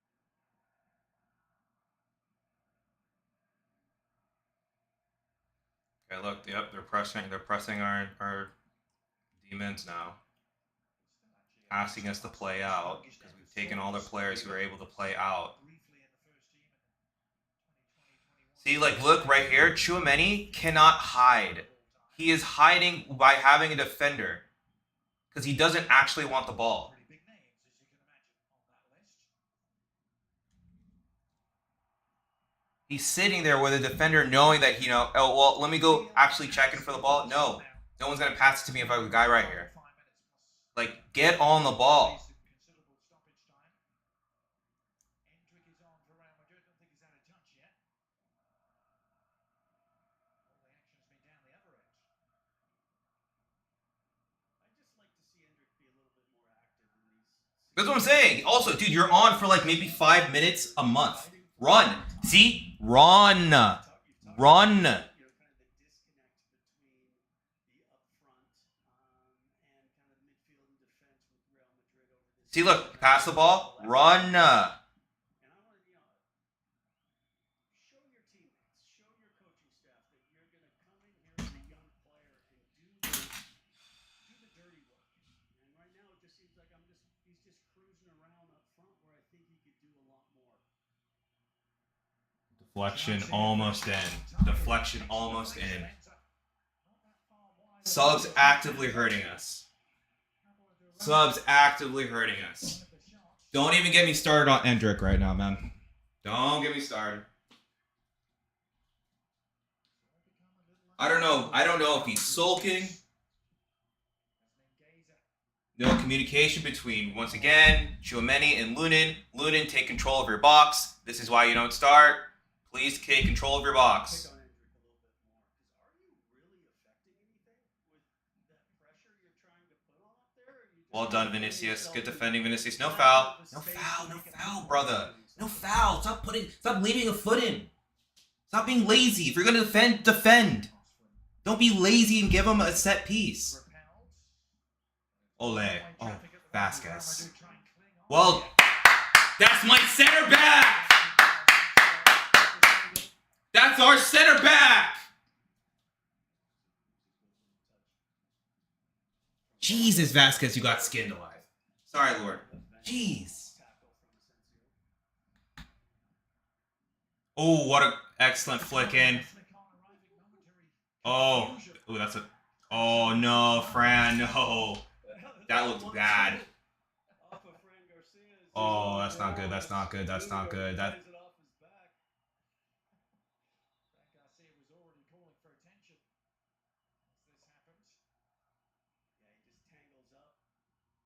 Awkwardly off of the challenge when Marcos Alonso just kind of stepped on the ball. We do not need any injuries, please. I just think I think it was like an awkward landing. Awkward landing. Hopefully it's nothing more. No overextension. Oh, please not a knee injury. Please not a knee injury. Oh my God, it's a knee injury.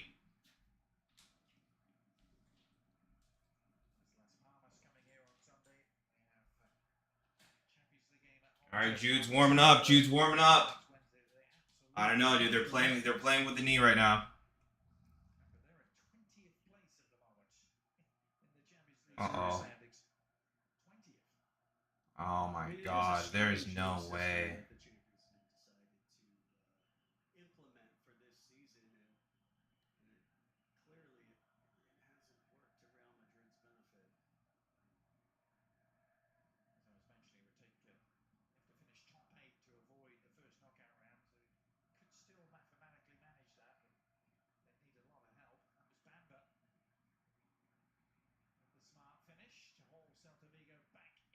What's going on with Fran? What's going on?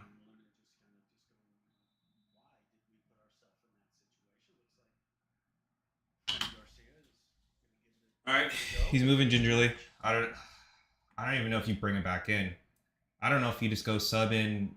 I don't know if Jude has an overload. He seemed like he had an overload. I don't know. You put Kama as left back and just put another midfield in. I'm about to flip out on Endrick. What is he doing? He has not affected the game at all.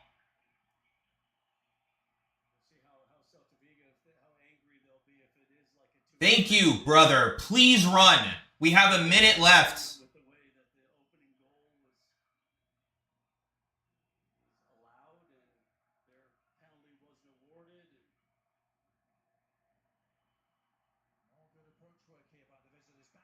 Nope.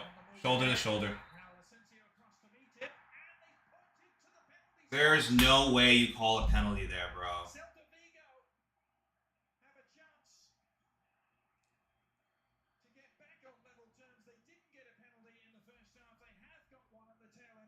Oh yeah, that's yeah it is. My life.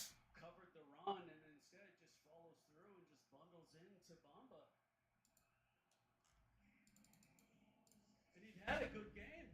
You know, we talked about his opportunities and with the injuries that the chances that he was given, and I thought he'd been solid throughout the match. And just a moment, giving Marcos Alonso this opportunity, and there's the equalizer. Slots it home, Casey.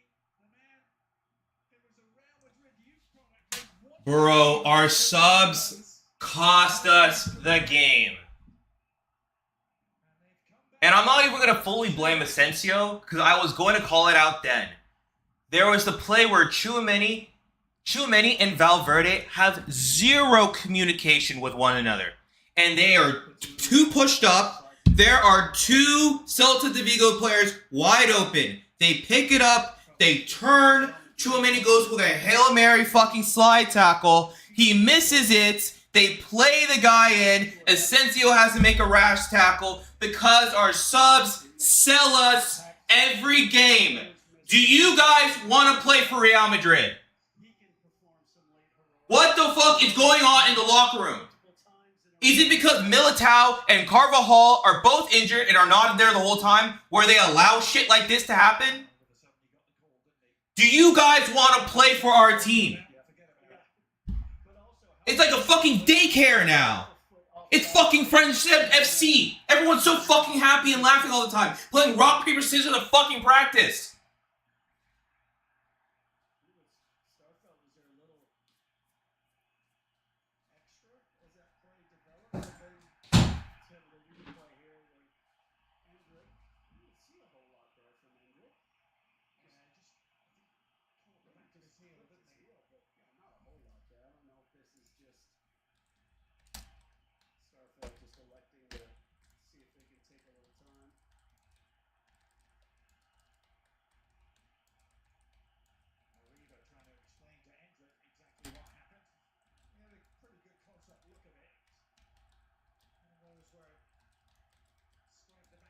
Inadvertently, Hendrick's natural stride pattern, but the crowd feeling Starfelt is making the most of this. The Celta Vigo players, understandably, thinking rather differently.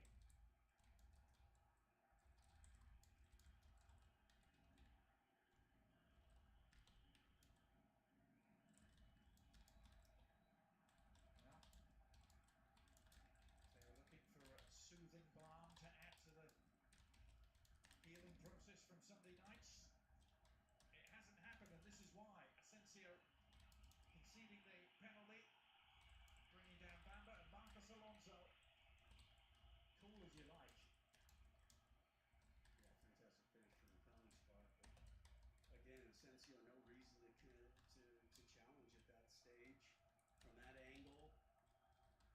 We talked about the gift for the opening goal, gift for the equalizer as well from Real Madrid. So what you just mentioned, Adrian, was looking to be a comfortable bounce back from that difficult night in Jeddah has now just added a significant amount of pressure on this Real Madrid side and Carlo Ancelotti, and just not what Real Madrid needed right now. And conversely, Celta Vigo will feel perhaps that justice has been served if they get this to extra time. Not getting the penalty in the first half. Fine margins, as you say, Casey. Half a left boot away from it being 3-0 and game over. Curtains, good night. Instead, 2-2. We're only 90 seconds away from another 30 minutes. Another 30 minutes if we play on Sunday. Away from looking like a genius.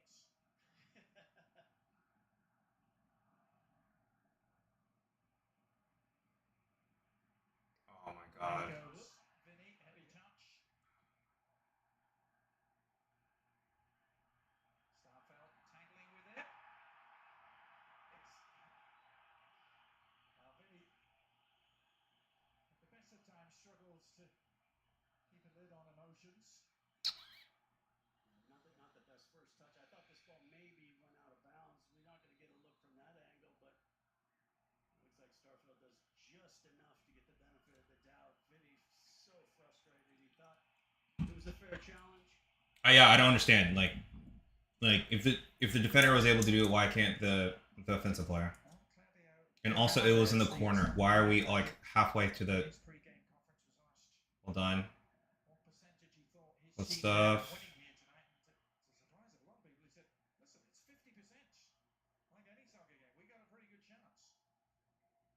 Terrible throwing from Camavinga.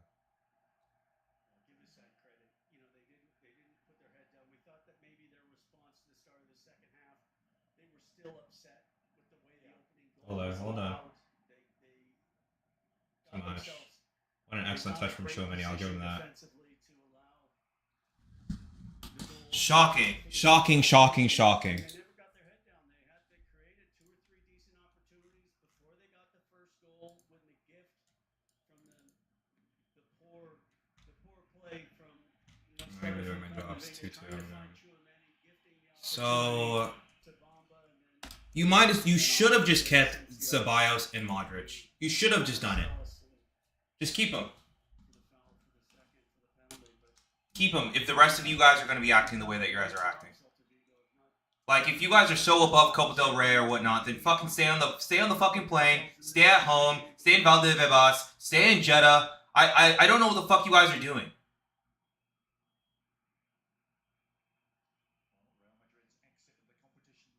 Could you imagine if we lose today?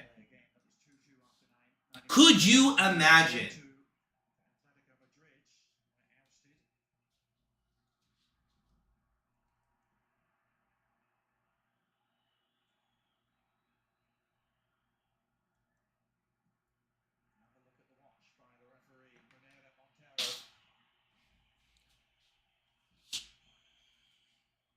Trying to keep my blood pressure down, but like, Finney, same move overtime. I know you're gonna do, bro. I know it's gonna be a dummy and you're gonna turn. The entire world knows, bro. Please hold the ball for us. Please.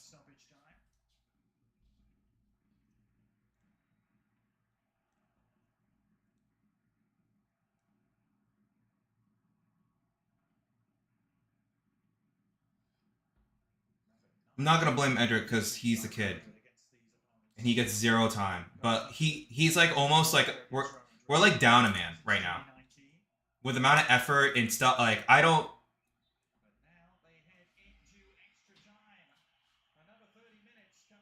No, I mean I'm very close to be like, dude, just boo. Like I would boo, whistle. This is once again disgraceful. At home, brother. Why are you sweating? You're not running. I'm moving around more here in my office. Why are you sweating? Asensio, that was hard. Like, you know what? Yeah, it was a mistake by Asensio. I'm not gonna lie. It was a mistake. You know, it wasn't entirely his fault, but it was a mistake. So then what? You're like, oh, this doesn't even help Ancelotti. It's like you should have played him more times, so he's a little bit more comfortable. So he's been put in situations like this more often, so he'd probably make a better decision in that moment. See how it kind of works? Bro, you guys add Kamavinga. Kamavinga, man. Like, I'm hard on you like this. Pause. Because you should be a lot better than that. Like, get it together, brother. Get it together. Be tidy on the ball. Be conscientious of those around you. Like everything. Like, dude, come on. Valverde, like, if you're tired, tell the coach you can't do it. Yeah, that was crazy. It was crazy. Yeah. Like, just don't go in. Be like, hey, I'm overloaded. I can't do it. Rather than give half-ass performances. Don't give half-ass performances. If you're too tired to track back, then don't go anywhere. Don't go forward. Stay back. If you're too tired, tell the coach you can't do it.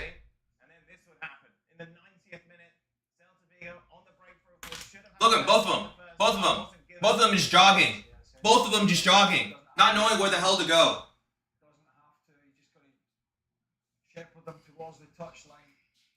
That was a crazy pause, but don't clip it. Don't clip it. Against his old side. Making it 2-2, and goodness gracious, we talked about problems at Real Madrid going into this. They can't defend, can they? They lost 5 in Saudi Arabia, could have been more. Okay, his mistakes from Asensio and Camavinga, but he just keep a clean sheet. Although Vinicius did have 1 or 2 chances to kill the game off, what he should have done, but again, it's just these defensive problems, and you could rule out a Celta Vigo win now, could you? You certainly could. Jude Bellingham, of course, brought on just before the end of the 90 minutes. Can he make a difference? Let's find out. So stupid, bro. Celta de Vigo at home, and you can't even put them away, bro. What is my team, man? Thanks very much, Dan, Craig, and Stevie. Luis Garcia, we heard from pre-game. Whatever happened to my team, I don't know. I don't know what happened to my team. I don't know who we are anymore. There's a quote for this. I didn't expect this. I expected a much better bounce back from Real Madrid after the What is it like? Victory has defeated you. Is that the quote? Like we've been like. Celta Vigo didn't put their head down, which they very easily could have, and they put themselves into this Hold on. position. Start of the time. Didn't it? After, let's 2-2. say, Celta Vigo. We're up 2-0. We're flying. Artigula got to go. It was 3. Now it's 2-2. Excellent stuff. Long balls to Artigula, guys. Look at our system. Long balls to Artigula.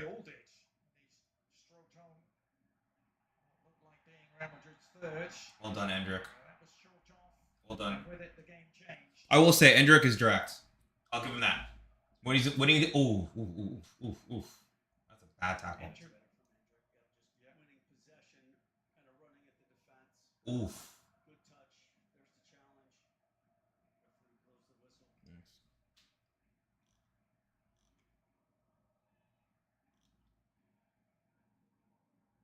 An early set piece opportunity for Arda to work with in extra time here. The ball in from Goulet. Good header defensively by Moriba. We're in the danger for now. Vinny. Cuts it. Onto his left.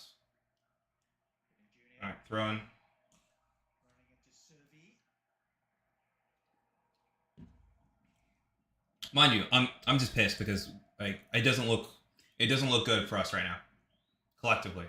I don't know what needs to happen. I don't know if it's just the players aren't resonating with the same voice in the locker room. I don't know if the reports are true about Ancelotti and how many of the senior players aren't happy. Whatever that means, I don't know whether that is like lack of rotation, whether that means just moving all over the pitch. Like that really shouldn't matter. This is Real Madrid. We don't give a fuck who you are. This is Real Madrid. You don't like it, beat it. We'll find other people who will like to play for us. Like I said, some of these players I think are kind of a little too coddled. Like I don't know if it's because we don't have Danny Carvajal, we don't have the Sergio Ramoses in there, like who would literally like light a blaze on this. I don't know. Like we did not used to have these problems. Like this is almost getting like this is me being hyperbolic. This is almost getting to like pre-Mourinho years. Mourinho stamped all that shit out. Like these are embarrassing levels of energy levels and concentration levels. Like this, like wake up. Man on. Still, the introduction of Jude Bellingham, you're going to always have that opportunity of that late run into the box. But I need to see more up front now from particularly. I'm not gonna lie. Also, that right back has, or is it right back or right center back has been all over Vinny. Vinny hasn't had any joy on that side. Like they've gotten into the game yet. No. Raul Asensio with that rash challenge. And perhaps in that moment there. See now, look, you have 2 D-minutes, one of which has been playing, obviously already 90 minutes, are not checking for the ball. And then you don't have someone like Ceballos or Modric to help you with the second phase. So clearly what we're going to do is recycle between our outside backs and then just play long balls to Endrick, who's literally 5'5". And that is what we're going to do. And then we're going to sit and have to absorb pressure to a team Celta Vigo at home and then go to a PK shootout. And then now Camavinga is down. It shouldn't have to be like this. Why is it always like this? Hard to do, but seems to be okay.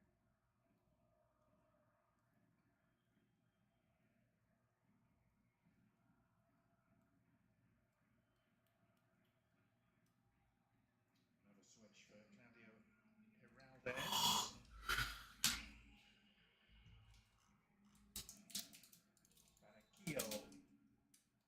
Manquillo is the man coming on.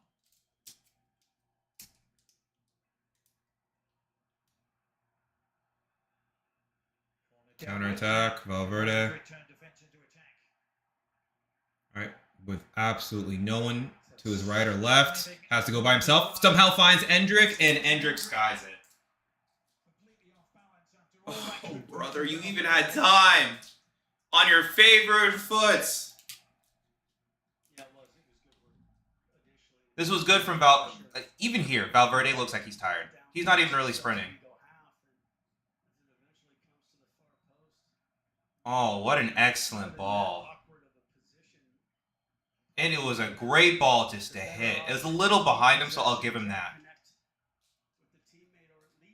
I know, like at least put it on frame. You're keeping possession. You're putting Celta Vigo under more defensive pressure, and instead, the optimistic strike was ill-served, and all that pressure going away. And trying to claim that that's a penalty on Jude Bellingham is ridiculous. Yeah. That's a crazy last name, Starfelt. Complaints have landed Starfelt in the book. Or is it Villa? What the heck? What is Starfelt? Delaying of the restart, perhaps. See, look, the ball should never drop right there. What are our two D-mids doing? We have two D-mids that don't want to play D-mid. Literally almost tripped over the ball.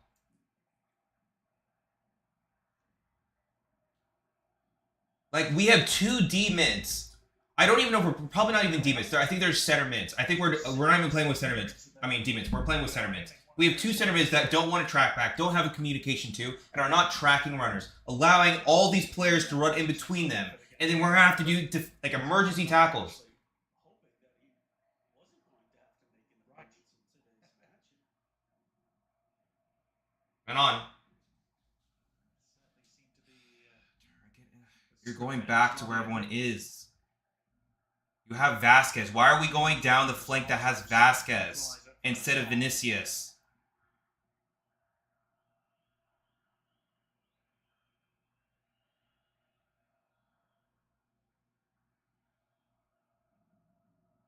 Why is our center back dribbling? Play it. Now get back. Get back.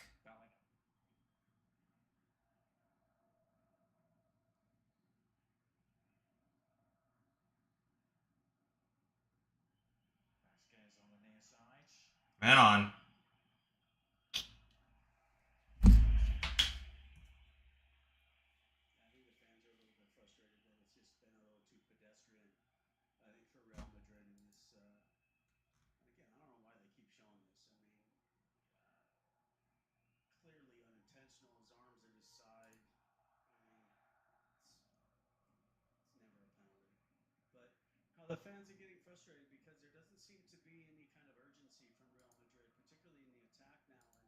And we talked about how kind of Endrick and Arda Güler haven't kind of caught into the match yet. But there's the only way you can kind of get into the match is to up your work rate, up your intensity. And I think both of them have come on as subs, and it's like it's going to be comfortable. Well, again, when you're not getting regular playing time, show a reason why you should get more.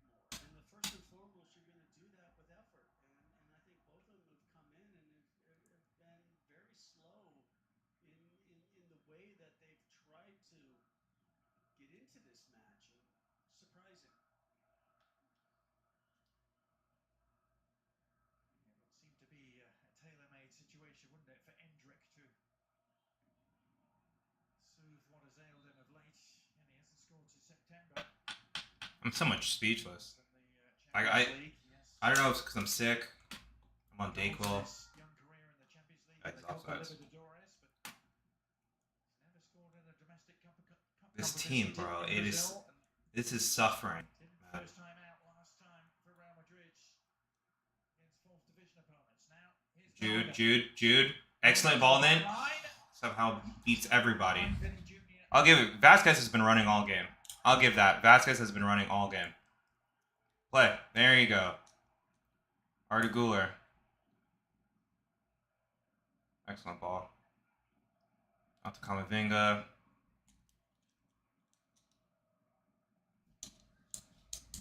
Tchouaméni.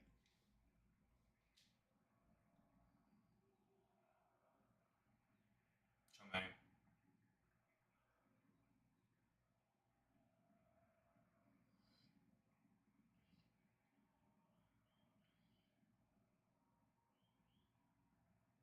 No one showing for the ball. Last 6 minutes here at the Bernabeu. Really, both the goals they conceded. Self-inflicted wounds. The errors from Camavinga, Raul Asensio. And that won't quieten any of the chatter, Casey. And the Real Madrid defensive deficiencies. Yeah, I mean, both were extremely avoidable, and at that point in a match, you know, they were unnecessary. You know, they were both just poor decisions that came to haunt, and then when they've had this opportunity now with the remainder of the match and the extra time, it's almost like they haven't been able to recover from it. A no-nonsense challenge from Starfelt, who has That's not a second? card for that challenge. But that's the spot for it, right? If you're gonna make that challenge, then this is the spot. Midfield. Endrick looked like he got in front of him. I mean, he's claiming that, but Endrick gets a touch on the ball. But I guess what he argues is the touch from Endrick goes into the legs of Starfelt, and therefore he's allowed to kind of follow through on the player. But I think kind of the way that those rules are interpreted now, maybe a goalkeeper will get away with that, but not a defender at midfield.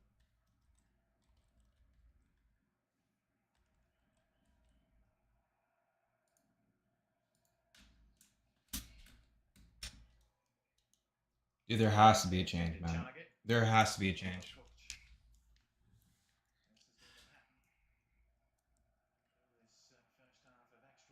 Like, I shouldn't have to feel like this every time we play.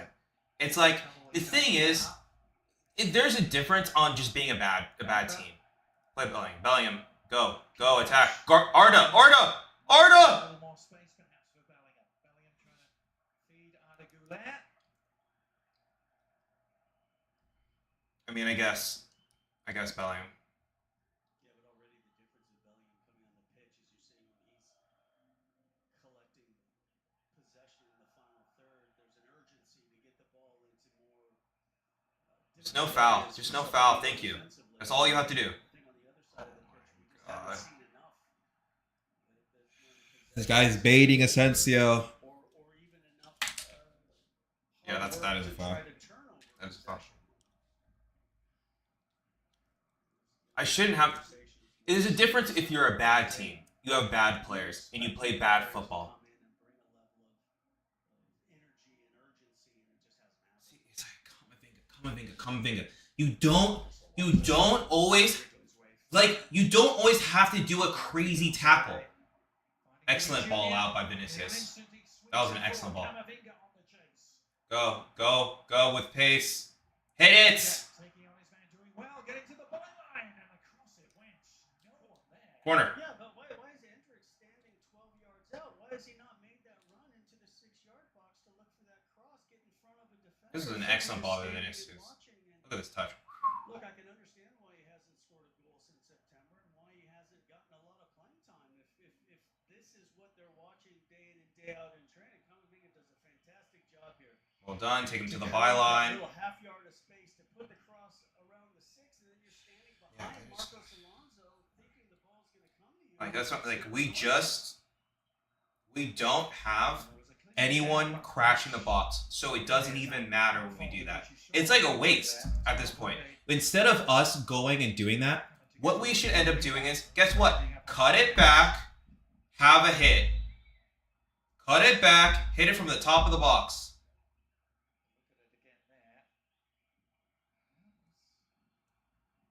Just play, just fucking play. I like when two players are kind of grabbing each other and somebody's trying to pull the arm off of the guy holding their shirt, unless it's really aggressive and it's a punch or something. I like the ref just saying, hey, just let that go. Because then I think what it does stop is it stops a bunch of players trying to over-elaborate the contact. Look at that. Look at that.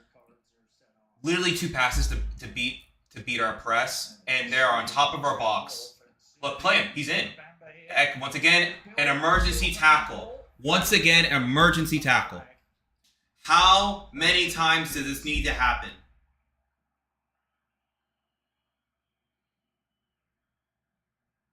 How many times does this have to happen? Like, I don't know I am all the way in the United States. Offside there. All the way from the United States. And I can tell you what is going wrong and how to fix it. And we have people who have been coaches for 30 years. And we have to watch this for years.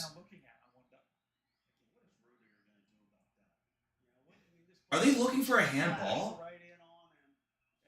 Bro. Why are you even looking at this? I mean, what is he going to do with that? Brother, could you imagine if they get a PK for that?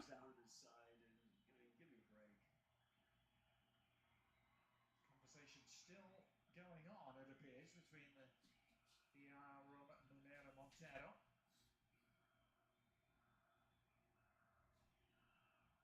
Bemused look from Antonio Rudiger. Thank you. What could I do?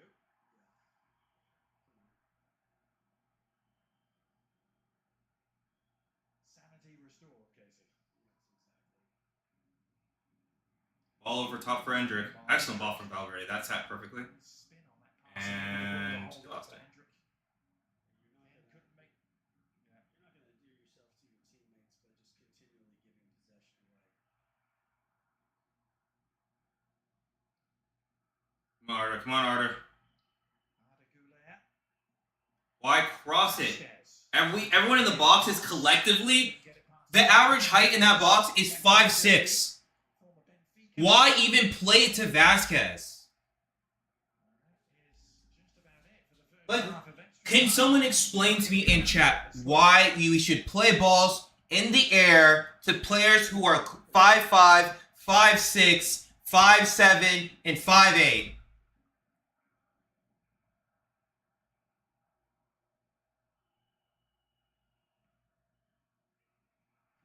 Oh, Rudiger near post. Rudiger last.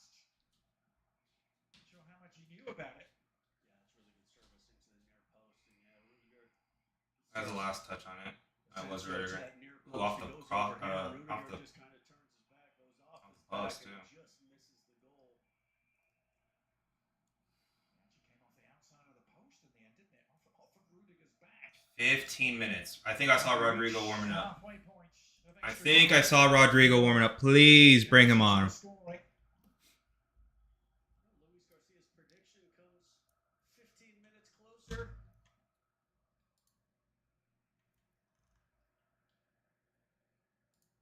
Yeah, I'll tell you what, if this punditry thing doesn't work out for Luis Garcia, he could start a pretty good odds-making surface. Yeah, with there being so much, I mean, the odds were significantly. There's no way this is true. favor.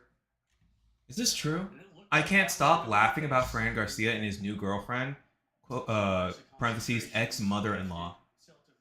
There is no way. I'll have to- there's no way. I'll have to look at that later. There's no way, that's crazy. But yeah, I don't recognize this Real Madrid team. Carlo Ancelotti is killing my love for this game. Zero hunger, zero passion. Players don't even care about the team or for the badge. Just embarrassing stuff. Mistakes after mistakes from players and even more from the manager. This cannot be allowed to go on, man. Yep, that's what I said. That's what I said. Like, why do I seem to care more than these players? Why do I see Florentino Perez yucking it up, laughing when we're 2-2 against Celta Vigo? Okay, thank you. Rodrigo's coming in. Thank you. I don't know. Once again, moments player from Vinny. It wasn't his best game. I guess it was better than the other game, but still, in my opinion, not enough. Not enough. I used to remember Ronaldo would feast on these type of games. Ronaldo would brace, Hattie.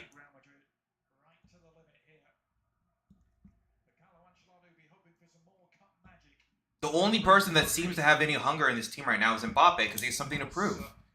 I don't know if these players, like, maybe you guys want too soon. Too soon. Tchouameni has had a decent game. I don't know if it's because everyone's booing him today, but he had a decent game. I wish he put this amount of effort in, and maybe it's just because he's been playing center back. That's why. But there is one thing is like, and maybe we can't fault him that. Well, we can because he's a professional player that gets paid hundreds of thousands of dollars a week to be able to practice that and have private trainers to be able to practice on how to turn with a football in tight spaces after being at a club for 3 years. But one thing is known: you need Ceballos or you need a type of defender that's able to do Rodrigo, top of the box. Rodrigo immediate impact. Rodrigo puts the ball in. All right. That's better. That's it. That's good. That's good. We do not want to go to PKs. Oh, ball over the top. Lunin. Vasquez.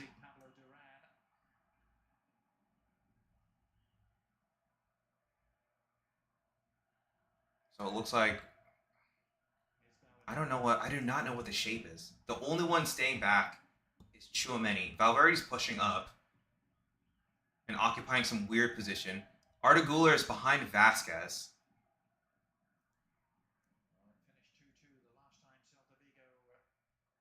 Jude is in a free roll.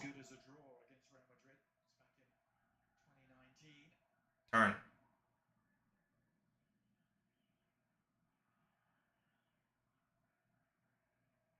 Valverde, first time for Rodrigo. Step. Well done, Tchouaméni.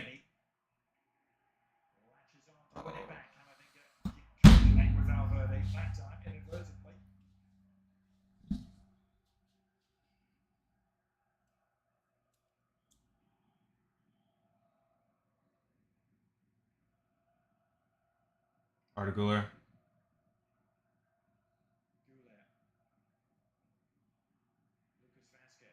Good ball. Rodrigo! No, it's Endrick! Why does he keep on taking off his shirt? Keep it on!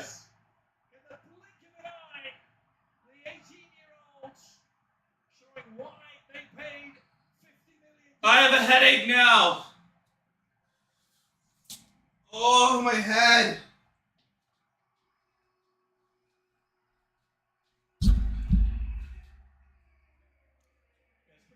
What a ball from Güler.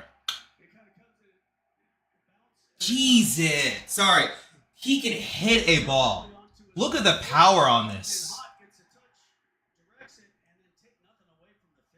Oh, my gosh. What a hit from Endrick. What a hit from Endrick.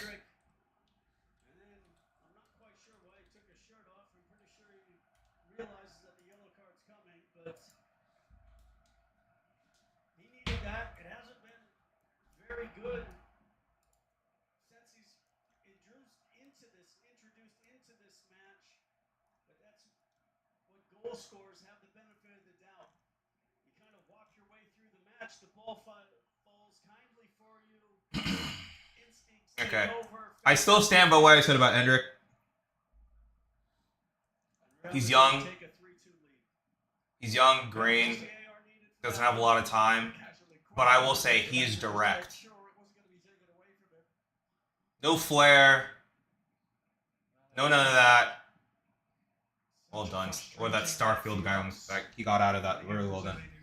I will say he's direct. I'm telling you, you put Arda Güler in those spaces, right? Like instead of him playing a right wing back, actually put him as a right forward. And next thing you know, he's the one doing the line splitting passes, the through passes, the key passes.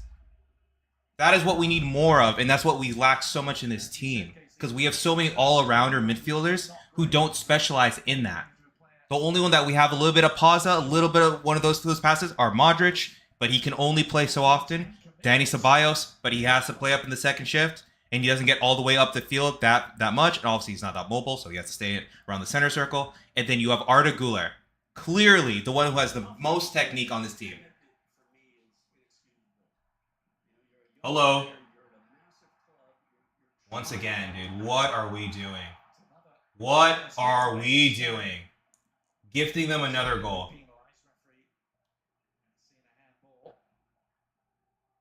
I messed up my timer too.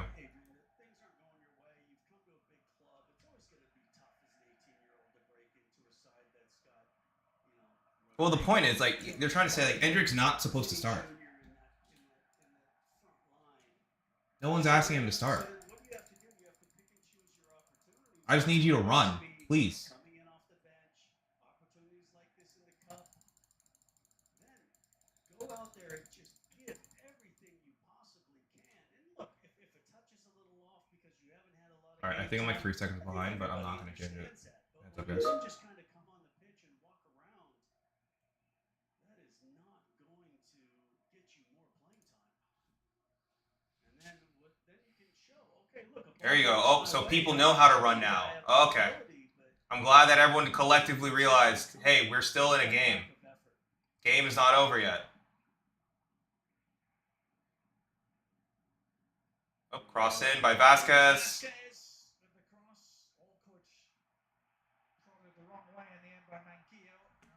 Okay, the crowd's in it.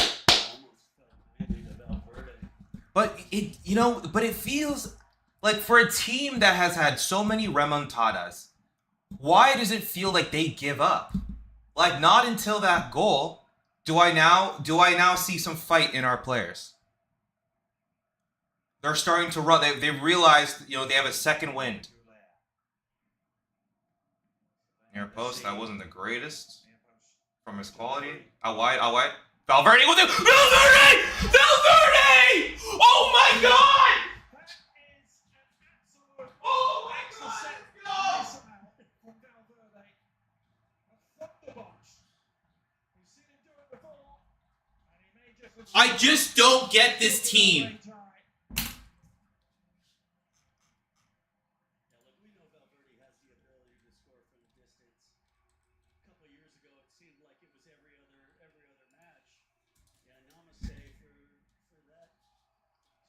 Why? Why must I suffer for 110 minutes for you guys to give a golazo?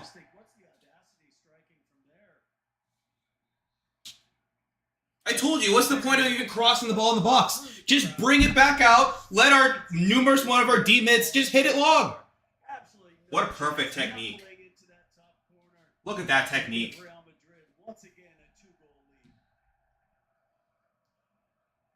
Look at what Endrick had done a couple of minutes before and said, hey, I can top that. And did it from about 10 yards further. My team, bro. The galloping celebration, the bouncing celebration around the Bernabeu, and it all looks to be ending with smiles for Carlo Ancelotti.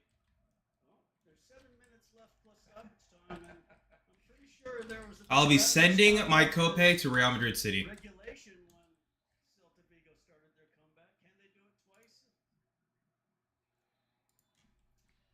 Yeah, we won't speak too soon. Will we this time? Real Madrid will have a quick turnaround after these extra 30 minutes. Get ready for Sunday's game against Las Palmas. That's an early start as well.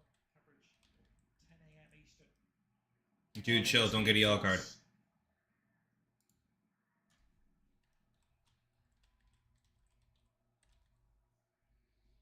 Well, to all the Real Madrid haters, unsuccessful hate watch.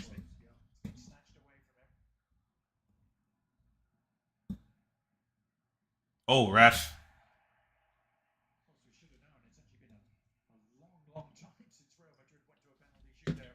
Not even doing my job. I'm celebrating too much.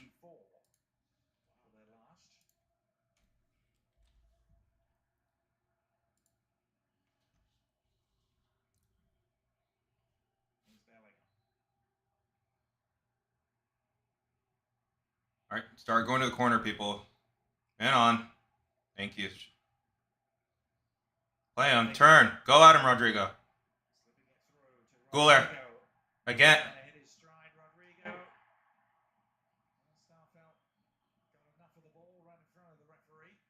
I will say Starfield has had a great match.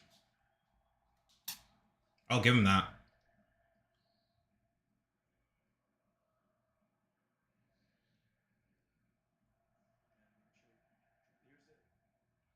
Did just get a nick on the ball. Good call from the referee. Well done from Starfelt. Tackle.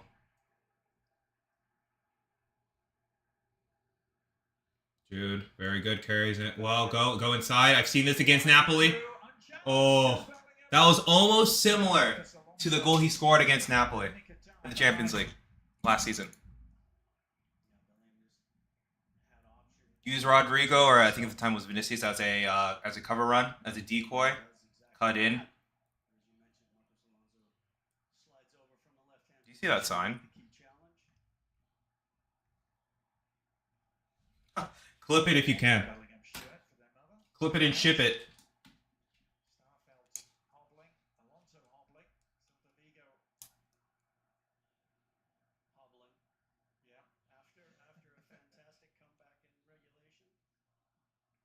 That's the tricky part when you do have the offensive opportunities in depth to come on from a side like Celta Vigo, have battled so hard, and then you bring on a Bellingham, you bring on a Rodrigo. You know, obviously the commitment. You know, Endrick gets the goal, and you know kind of what they've spent for the hope that what he will become. You know, you add that extra time, you add the amount of time that you were defending. There you go, Jude. There you go, Jude. Put some pressure. Put some pressure. That's all we need. Very good. If it's fine, it's fine. We'll sit in the mid block. To turn things on late in matches to reverse scorelines.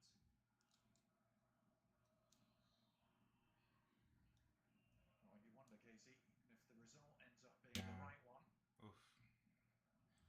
You know what, Tchouaméni has had a solid game. He's had a solid game. He is astronomically better at playing at whatever his role is. I don't even know if he's. I don't think you can even call him a CDM. You have to call him like a center mid. Because I'm not. It's between a 6 and an 8. But you know, I do think in his case he needs direction. He's probably one of those players that plays very well in a well-defined structure and setup. I don't think he does really well in a free roam, where he's gonna have to make a lot of these, quick decisions, and then have to interchange with all these different midfielders, and so on and so forth.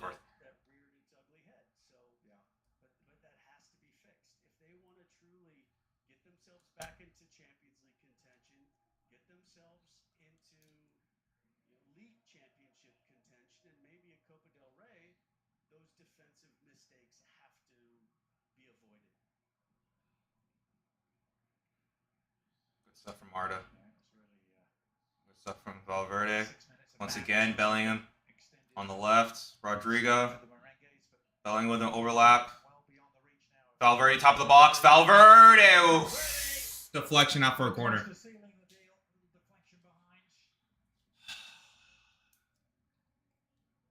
look, Adrian. You find yourself in extra time. You find yourself late in the match, and then all of a sudden you're tired. You've been fighting to stay in this game. Yeah, I think Celta Vigo I think they're done. They're too tired. I think they spent themselves to get it back to 2-2, and then a moment of brilliance from Goulart and Endrick with a wonder strike. Oh, you have to score that, Endrick. Back heel goal, Endrick. Back heel goal, Endrick.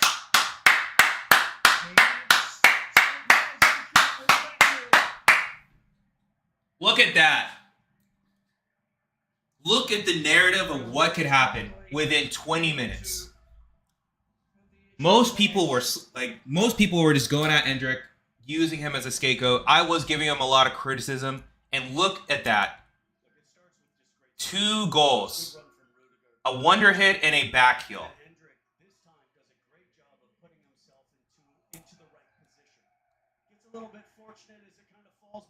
Is that another Goulart assist?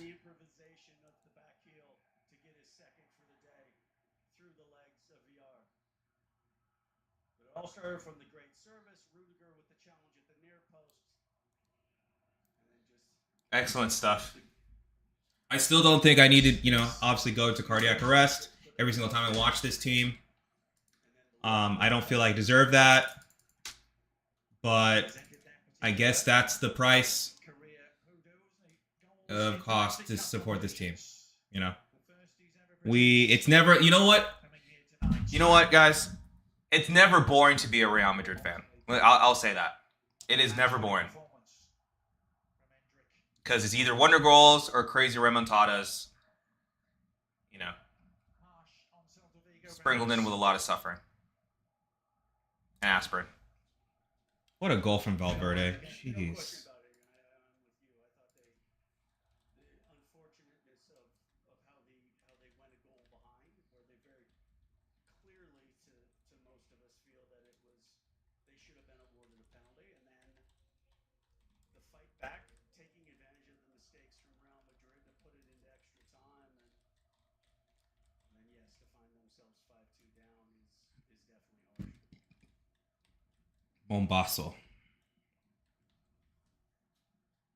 They will get back to league action against Athletic Bilbao.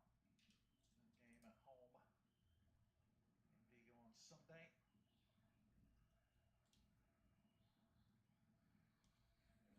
All right. To the quarterfinals. We made it. All the big boys have made their way. Despite all the early shocks in this competition.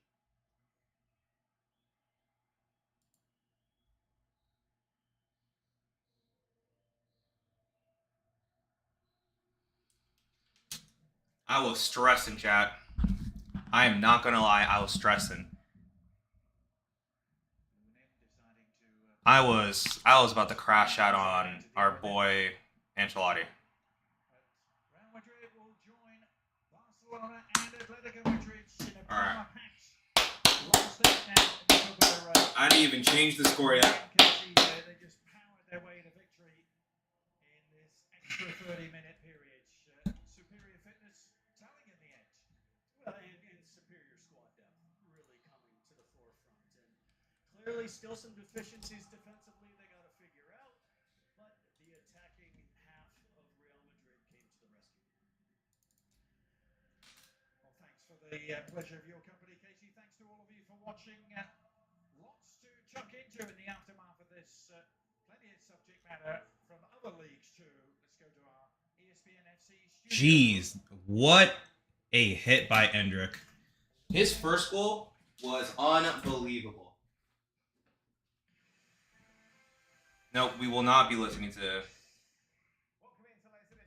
I will not be listening to that. I might make that a different video.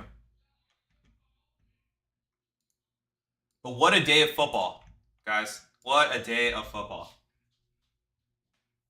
I'm going to sit down now. What a day of football. I still need to go see the Man United highlights. I have to see what's going on over there because everyone's talking about Ahmad and his heroics. But let's talk about Real Madrid first. Nope, not that. There we go. All right. Wow, they gave Tchouaméni man of the match? Wow. All right. Look at that. Yeah, let's just go through it. I don't know. I don't know what to say about that. That was an experience. It went from jubilation to I cannot believe what I'm seeing. We need wholesale changes, which we still do. To once again jubilation. OG Luca 8.2. But yeah, so I guess we can just go. Let's just go through it really quick. Lunin, he started off well. I think in the first half, he wasn't really asked of much. But then the second half, I don't know if it's just because like lack of consistency. I don't know if he just turned off for a second, but there was a few chances and a few opportunities. So I wish that he would, assert himself a lot more. I think this has always been something about him where even last year when he was playing instead of obviously Courtois because Courtois was injured. One of the things was like teams knew that he does not dominate his box. Something that I think Courtois does very well, especially because Courtois is either 6'6" or 6'6" or 6'7" or something like that. But there's one thing you'll know that Courtois is going to put a fist on the ball, crazy. Always. right? So that's not something that Lunin does, and I'm not sure if he ever will, if that's just not his style. But I do wish he would do that a little bit more. He also was saved by that offside because he did drop, I believe, an easy shot. Um, but other than that, I think even for the goals that they scored, there wasn't really anything he could do for that. Like I think the first goal, obviously, like what can you do with that? He was in like the 5-yard box, and obviously the penalty was a world class penalty. So what can you say? Maybe not the greatest showing, obviously, because Courtois was ruled out. I'm not exactly sure whether it was for illness or overload or what the deal was with that. But it wasn't the greatest showing, but also it wasn't something that we'll be talking about, in the coming days. I thought Fran Garcia had a great game. He's always great going forward. He always gives an outlet. He's always running and pressing for the team. I thought he did a serviceable job. I think also his performances will get better, like the more opportunities that he has to get to play at that left back position. I do think that he can do a really good defensive job. I think he just needs to he needs to have a solid back line, obviously a string of games, obviously, to get his confidence. Because if you could imagine the Fran Garcia that played tonight and this season compared to when he first came, and it was like, oh, this is too much for him. I think he's gone from strength to strength. I don't know if he's Real Madrid starting level center back wise, obviously, because especially some of the best things that he does bring to the team, which is obviously an outlet on the left hand side, and crosses into the box. We have no one to really cross the box we have no one to cross to. So some of his greatest strengths are not being utilized. Okay, yeah. So we'll move. Rudiger, I thought had a solid match. Nothing of note really. I think he was pretty solid. He made a lot of good tackles. Cleared when he needed to. Besides the occasional left-footed curler outside the box that we don't need, nor are we asking Rudiger to do. I thought he did good. I actually thought Asensio's score here, I think, is very harsh. I'm not exactly sure what the algorithms are for this. I thought Asensio was. I think he's, at least in the first half, he displayed for most of the game. Yeah, he made a mistake. He's young, makes a mistake. This tournament is technically where you can give a little bit of leeway with that. Like I can understand if he makes a mistake. I'd rather have it in Copa del Rey than in La Liga or the Champions League. He hasn't had a string of games. This is like one of the few opportunities that he had to start as a full-time center back. Started as center back, and he made a mistake. Mind you, we can speak about the pairings, what started it or what caused it. Because yes, he did make a rash challenge. He probably, at most go shoulder to shoulder. You don't actually need to put a challenge like that because he is only going to the byline. Like, if he was in on goal in your last ditch, then I understand that. But that wasn't the case. He just made a rash challenge, and I think that's just because he's green. And I think he saw an opportunity to get a big tackle in, and that's not what the game needed at that moment, right? So hopefully, Carlo Ancelotti obviously sees the whole game in totality with him, and decides to stick with him again because I do believe he needs a lot more reps. I think it's shown that Tchouaméni's best position is a center mid, not a center back, and just tell Asensio to be a little bit more level headed when it comes to challenges, obviously in the box. Keep the same aggression. I think Asensio is really good on the ball. I think he has a really good range of passing as well. But just be careful, right? Vasquez, I thought had a very good, not very well. I think he had. I think 7.6 is accurate. 7.6, maybe. I'd probably put him 7.8. I thought he had a good game. He did get skinned in a few chances, I believe, in the early parts of the match. But once again, guys, I think you have to put a little caveat when we're talking about Vasquez. Vasquez, yes, is not a right back. Yes, Vasquez is in his 30s. Vasquez has been with us since, I believe, when did we re-sign him? In 2013 or 14? He's been here for forever. And he's been there with us and actually has scored us the biggest goals or has showed up in the biggest moments for us to win. I think the first one was La Decima. I have to go check again, but I do believe he was there for that one. I think it was either there for, maybe it was not La Decima. I think it was maybe was it 2016 or something like that. But anyways, multiple times he showed up. He's not a right back. Blame the board and Carlo Ancelotti for putting him in a position to be continually skinned by wingers. Like, you're gonna get mad at him that he's not faster. Like, come on, guys. Modric, I thought he did well. As the game started to wane, I do think that his influence became more and more prevalent. Obviously, because people are getting tired. Obviously, physicality is going down as the game slows down. Modric, obviously, his quality starts to show. He gets onto the ball a little bit more. Starts, developing a sense of rhythm. So I thought he started off a little. I was like, oof. I don't know. He probably shouldn't be a starter for us. But definitely as the game progressed, I thought he did really well. I think Tchouaméni needed a performance like this, even though there were still some glaring mistakes. And this is going to be an own video probably for Tchouaméni and what his best role is at Madrid. I thought he did really well. I do think the 8.8 is kind of crazy to me. But I can see as to why they did that, because he won a lot of duels. A lot of passes attempted, a lot of passes completed. Maybe not the perfect score for me as what I would like from my D mid. Maybe because I'm thinking more of like a Xabi Alonso type of D mid rather than, I've always maybe liked the more Xabi Alonso versus Sami Khedira kind of D mid or holding midfielder. But I think it's incumbent on Carlo Ancelotti to figure this out. And like I said, a different video for another time. But I don't know if Ancelotti can. I haven't seen anything the past 2-3 years that has given me any kind of indication that he understands on how to create a rigid structure, because he just doesn't want to do that. I don't know if he doesn't know how to. I don't know if that's he's just going to stick to what he knows, like most people do at that age.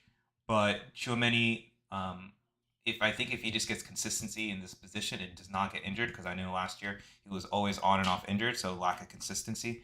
But if he can continue with what he did today, that's great for us. I think he just needs a well-defined role. Ceballos, great. I think it was better than 8.0. Like I said, similar to Modric. Once the game kind of slowed down and he was able to get on the ball and really start to dictate the tempo and possession style of play for us, I do believe they became very influential. He is one of the only players in our team that are able to really make through balls. If all the runs that Mbappe does and we can't find him, is because we just don't have people in those positions to give those balls. So Mbappe's burning a lot of cardio. Not burning a lot of cardio, but he's doing a lot of cardio with those runs that we're not giving him. If we're able to get someone who's able to play Mbappe in behind, because once again, Mbappe is probably the quickest player in the world, and we barely utilize that, or we don't use him enough in transition. So I thought Ceballos was good. Ceballos clearly needs to be a starter in this team, because we don't one of the people someone needs to be benched. So if you are too scared and you're scared about your defensive setup, that means you need to start both Camavinga and Tchouaméni. Then Rodrigo is getting benched, like today, and he comes on in the 60th or 65th minute, and he completely influences the game like what he did today. When he came on for Vinicius, and it could be just because of tired legs. Obviously, he came in like the 110th or however 100th minute of a game. Clearly, he made a huge difference. Same thing as Jude. When Jude started getting on the ball on the left-handed side and be able to really drive at opponents, huge difference. So it's either Tchouaméni or Camavinga needs to be benched, or Rodrigo needs to be benched. Because you're starting Jude, you're starting Valverde. You need Ceballos.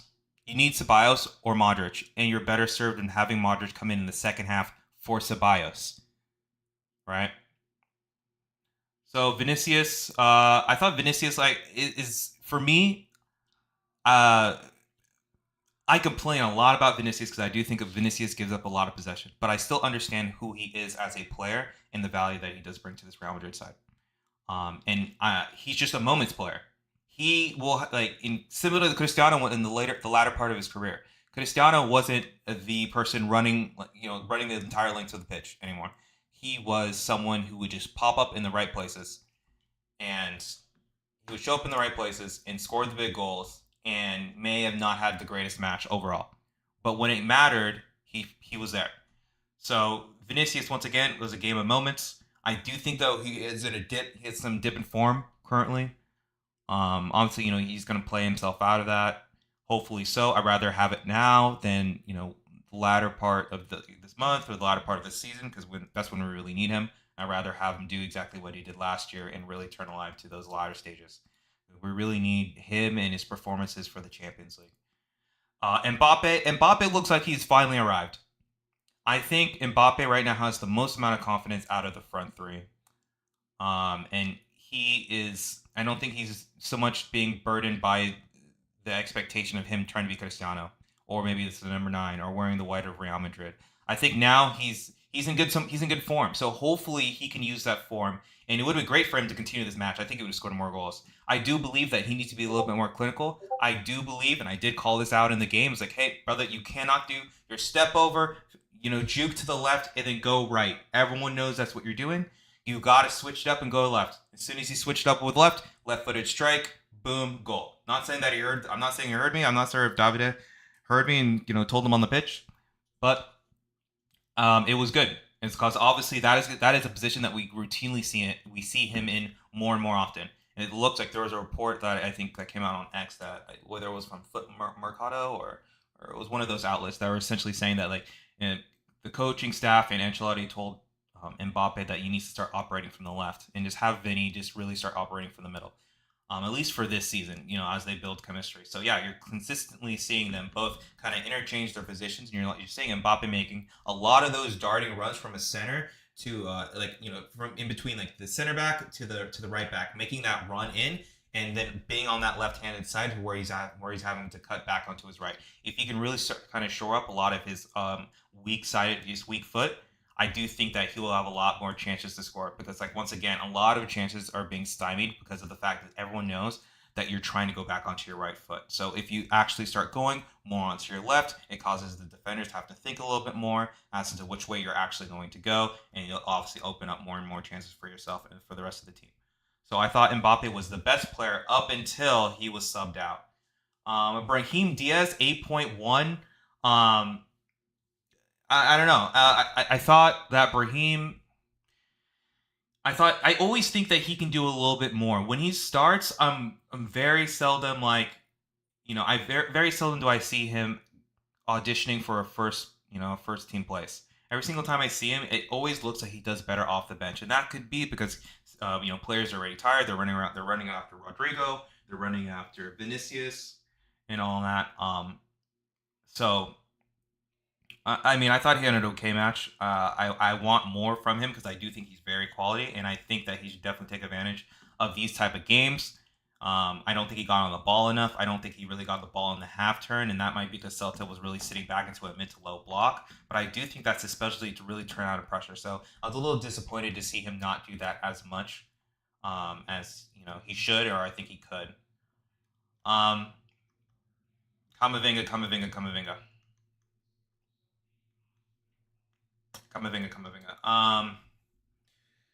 I think he hasn't had the greatest probably three games stretch in my opinion. If you're going to play a D mid, you're going to play in the back line, or you're going to be playing in D mid. You have to be very sure of your passes. And the one thing the thing that has always plagued him is that Camavinga is not that tidy on the ball, or at least not tight enough for me to feel comfortable as you are the lone person dictating play or receiving the ball in tight spaces. I'm okay if Dani Ceballos gets on the ball in tight spaces. I'm all right if it's Modric. I'm not cool if it's Tchouaméni. I'm not cool if it's Camavinga. I'm even okay with Goulet because I know Goulet will be able to play himself out of it, even Rodrigo. But Camavinga today, shocker for, I believe, was it the second goal? I think it was the second goal, was him. He had he had other opportunities throughout the game to do more. I thought, I don't know. It just wasn't that. It wasn't a good showing for him, in my opinion. I don't know. Like I said, I don't know if he's another one of these players that are overloaded. I'm not sure if he's not good. He's not good coming off the bench, and he's more of a starter, and he just didn't catch up to the speed of play, or the thought processes going in the game, or he wasn't on the same page with some of the players in Tchouaméni. But yeah, I think 5.8 is accurate. I think he was probably our worst player on the day. Arda Güler, I'm going to start speeding this up. I can probably talk your guys' ear off. It's already been 2 hours and 45 minutes this entire stream. I've been with you guys probably one of my longest streams. Arda Güler, I thought is excellent Yeah, he did get 2 assists. I thought so. Arda Güler. I was complaining about Arda Güler not starting. I was complaining when he didn't come in at half. I was complaining when he didn't get into like the what was it? The 70th minute. I was like, how can you keep someone this talented on the bench in a Copa del Rey match and expect him to continue to be happy? In my opinion,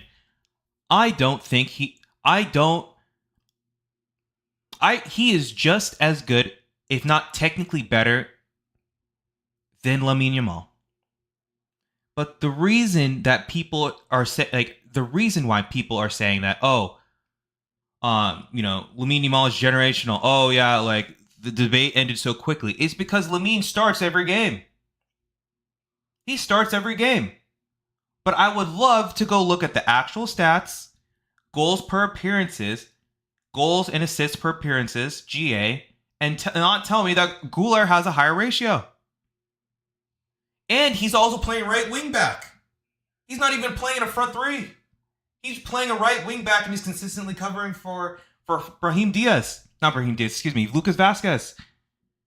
You give him any opportunity. When we were talking about players that are able to actually make, defense splitting passes, key passes, through passes, line splitting passes. We were talking about how you need Ceballos higher up on the pitch. You need Modric after the 60th minute because he doesn't have the legs to get back and forth at the start. And then you have Arda Güler. And look for Endrick's goal. Who gave that ball? Who was looking for that pass? Who has the quality to make that pass? It's Güler. You have to play Güler. If you're playing teams that are going to be in a low block, and you need in the week, and the thing is, and this is where I get angry with Ancelotti. You are playing to Vazquez and Fran, and you want them to go on the byline and cross it to who? Vinny doesn't score headers. I don't remember the last header Vinny scored. Mbappe doesn't score headers. He should have scored a header today again. He's just not good. Brahim will not do. Brahim is like 5'5". Mbappe is like 5'8", 5'9". Vinicius is like 5'8". Who are you crossing the ball to? Why are we doing that? And if that's the case, you're playing with a low block, then you need someone to be able to make those key passes, those through passes to ongoing runners. And Mbappe is making runs everywhere. Vinicius is making runs everywhere. Brahim is making runs there, Even Endrick made a small darting run. Guess who was able to find him? Güler set Endrick up. Endrick then hit an absolute golazo. That was crazy. I'm pretty sure, like I said, my HOA is going to send me a letter pretty soon because I'm getting a noise complaint. But I'm just saying that you need those kind of players. We can't go into next year without having Güler or someone of that profile in our starting lineup, or at least in the big games. Or the board and the coaching staff have to make that a priority in the summer signing. Maybe they think that they'll be able to get away with it if they sign Trent Alexander-Arnold, because Trent is excellent with those kind of balls, crazy through balls and passes. Maybe they think they can get away with it. I don't know. I do know that if that's going to be the case, you definitely then need to have someone really covering for Trent, because if you're asking Trent to go up, that's going to leave a hole in the back. That means you need to have Valverde kind of cover. So once again, we're asking Valverde to do kind of all the dirty work. But you definitely need a profile like Arda Güler. I think that was why there were reports for Wirtz, because Wirtz is a player like that plays in between the lines and is able to either, feed whoever the forward is or as well score those goals as well. If you look, Arda Güler has the best shot technique in the team, and I believe even the coaching staff said so. So there's no, Güler is a threat in the final third anywhere you put him, because he either has the best delivery into the box, he has the ability to do a through pass, or he has the ability to absolutely curl it into the top corner. So the coaching staff, I think, just needs to get it together. I think Carlo Ancelotti needs to, I don't want to say man up, because that is disrespectful, but he needs to make the big decision. And for the sake of our season and for the sake of being kumbaya with everyone, Ancelotti needs to drop one of his favorites. And I don't know if this is something that's coming up from above him, because I understand that this could be like at a board level where they can't drop certain players. But I do think we can't have a front three of Vinicius, Mbappe, and Rodrigo. I think. Let me get to the rest of this. Federico Valverde. I do think the goal really boosted up his score. I did not think that he had that good of a game.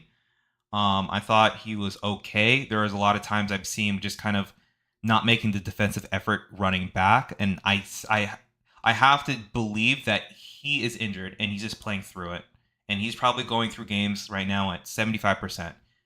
And I have to, like I said, give him like a little asterisk or caveat because he is, but he's been doing the dirty work with Jude for 18 months now.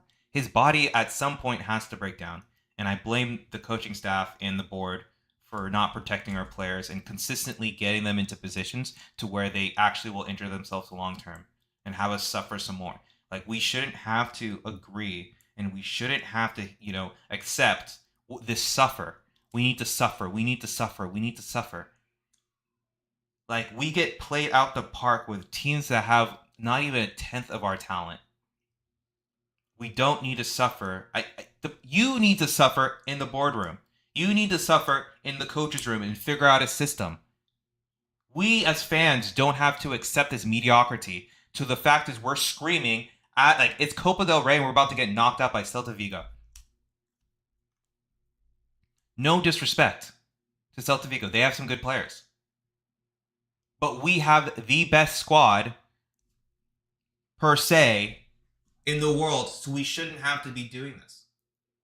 I shouldn't have to be cursing my team for lack of effort, and this isn't the Real Madrid way. And then having to rely on once again, individual brilliance. Individual brilliance. Once again, it's a magical pass from Goulart to Endrick, who Endrick hits the shot of shots. As soon as I saw him hit that, I was like, no keeper is saving that. Endrick has scary power in the shot. And I'm starting to wonder, who has the stronger shot, Valverde or Endrick? Because Valverde is going to be in the Puskas. He has multiple entries in the Puskas award this year. Endrick, I don't understand. Endrick has that shot like the Gerrard shot, where the power it gets faster the further it goes. But I think I do think the goal really did help Valverde.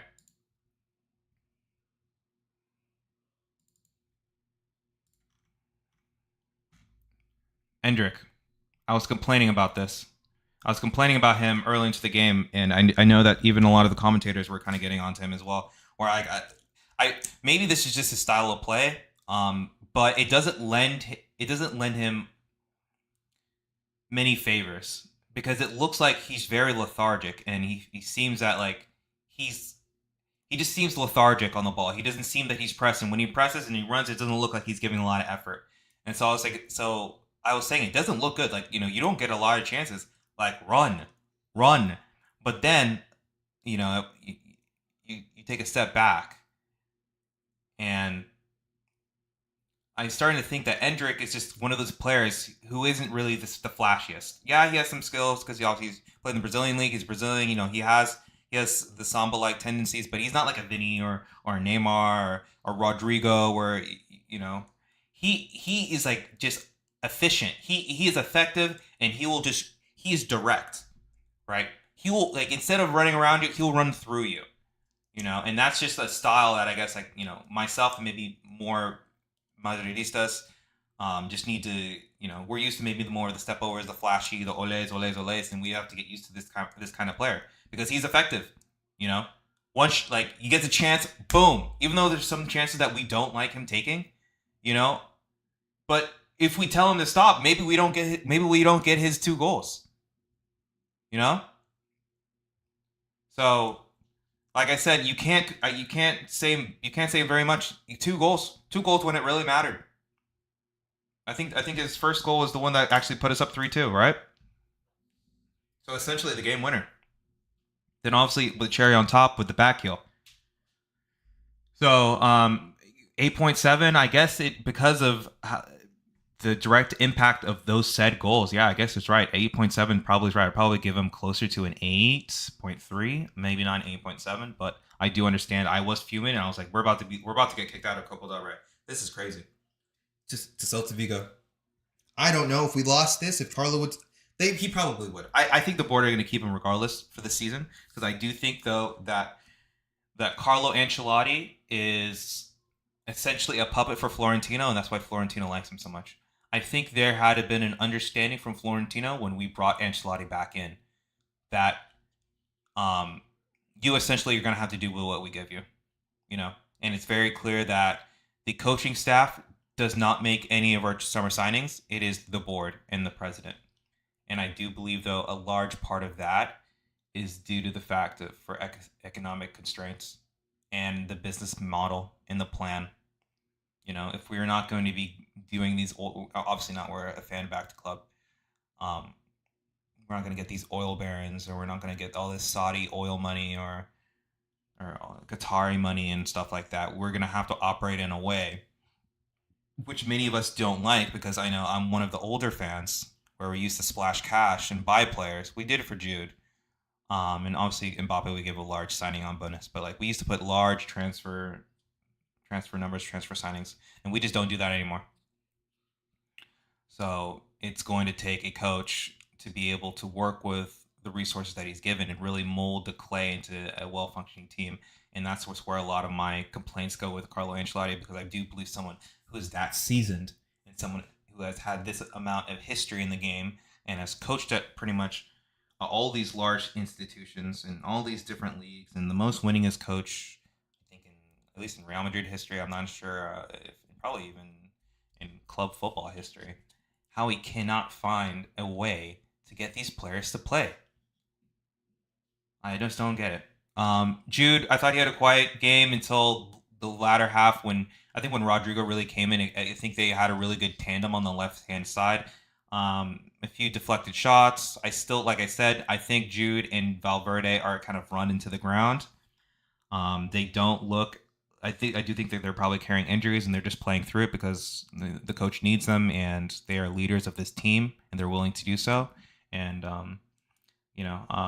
I do think that Jude just needs some rest. But just like one of the commentators said, I don't think we have a week where we're only playing one game. I think we are playing 2 games every week up until May, if we continue advancing in all these competitions that we're in. So Ancelotti, like, if the boos told him anything today, is that you need to rotate and you need to figure it out fast.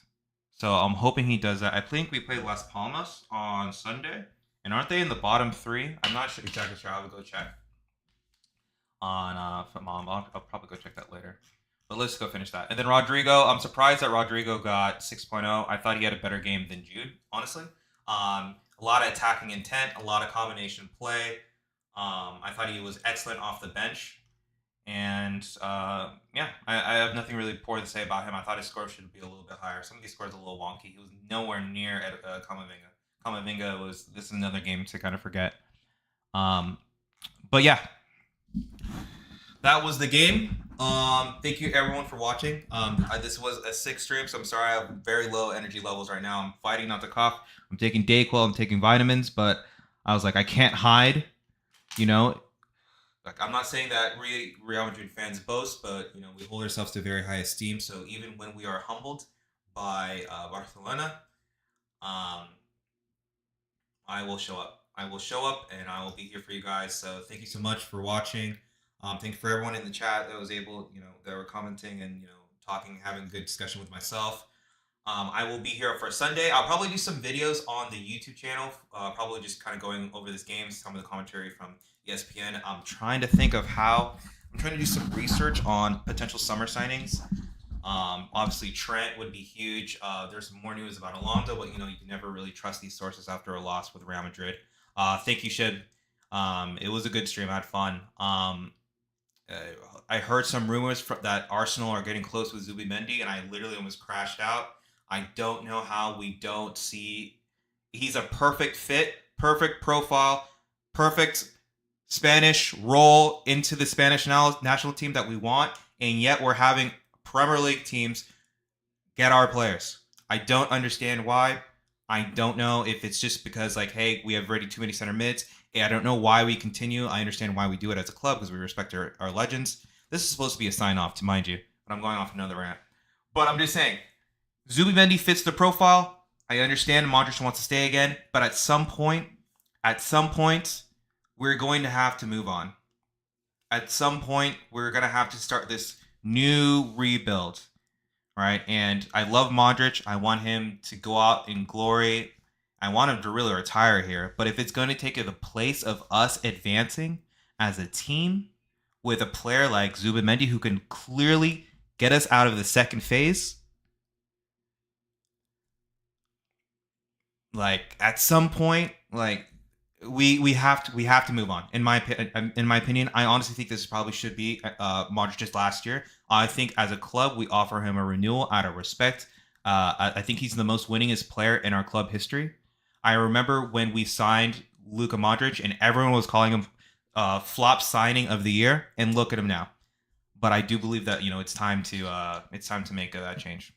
I think it's time for us to get Zubimendi.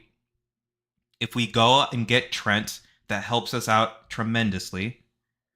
And then if we get Alonso, that's icing on the cake. Alonso is good. Alonso. Yeah, we do need Javi Alonso. Alfonso Davies, excuse me. If we get Davies, that's icing on the cake. But I also ultimately don't think that's quite necessary. I think Fran Garcia does a good job. I do believe we also have Miguel Gutierrez that we can also call back on. We have, I think, first recall on his contract. So I know that I think some Premier League teams are sniffing around, but it's like, just call him back. Have him left back. I think Mendy, this is your last year. I don't see how you don't offer enough going forward, and you don't offer enough just being what you are now. Like, at least Fran has some offensive output. But I digress. That's another video for another time. Thank you guys once again for watching. The socials are right there. I believe that they do pop up now and again. They do not pop up. Why are they not popping up? But it's fine. But yeah, Talking Madrid YouTube, Talking Madrid is pretty much Talking Madrid on all socials.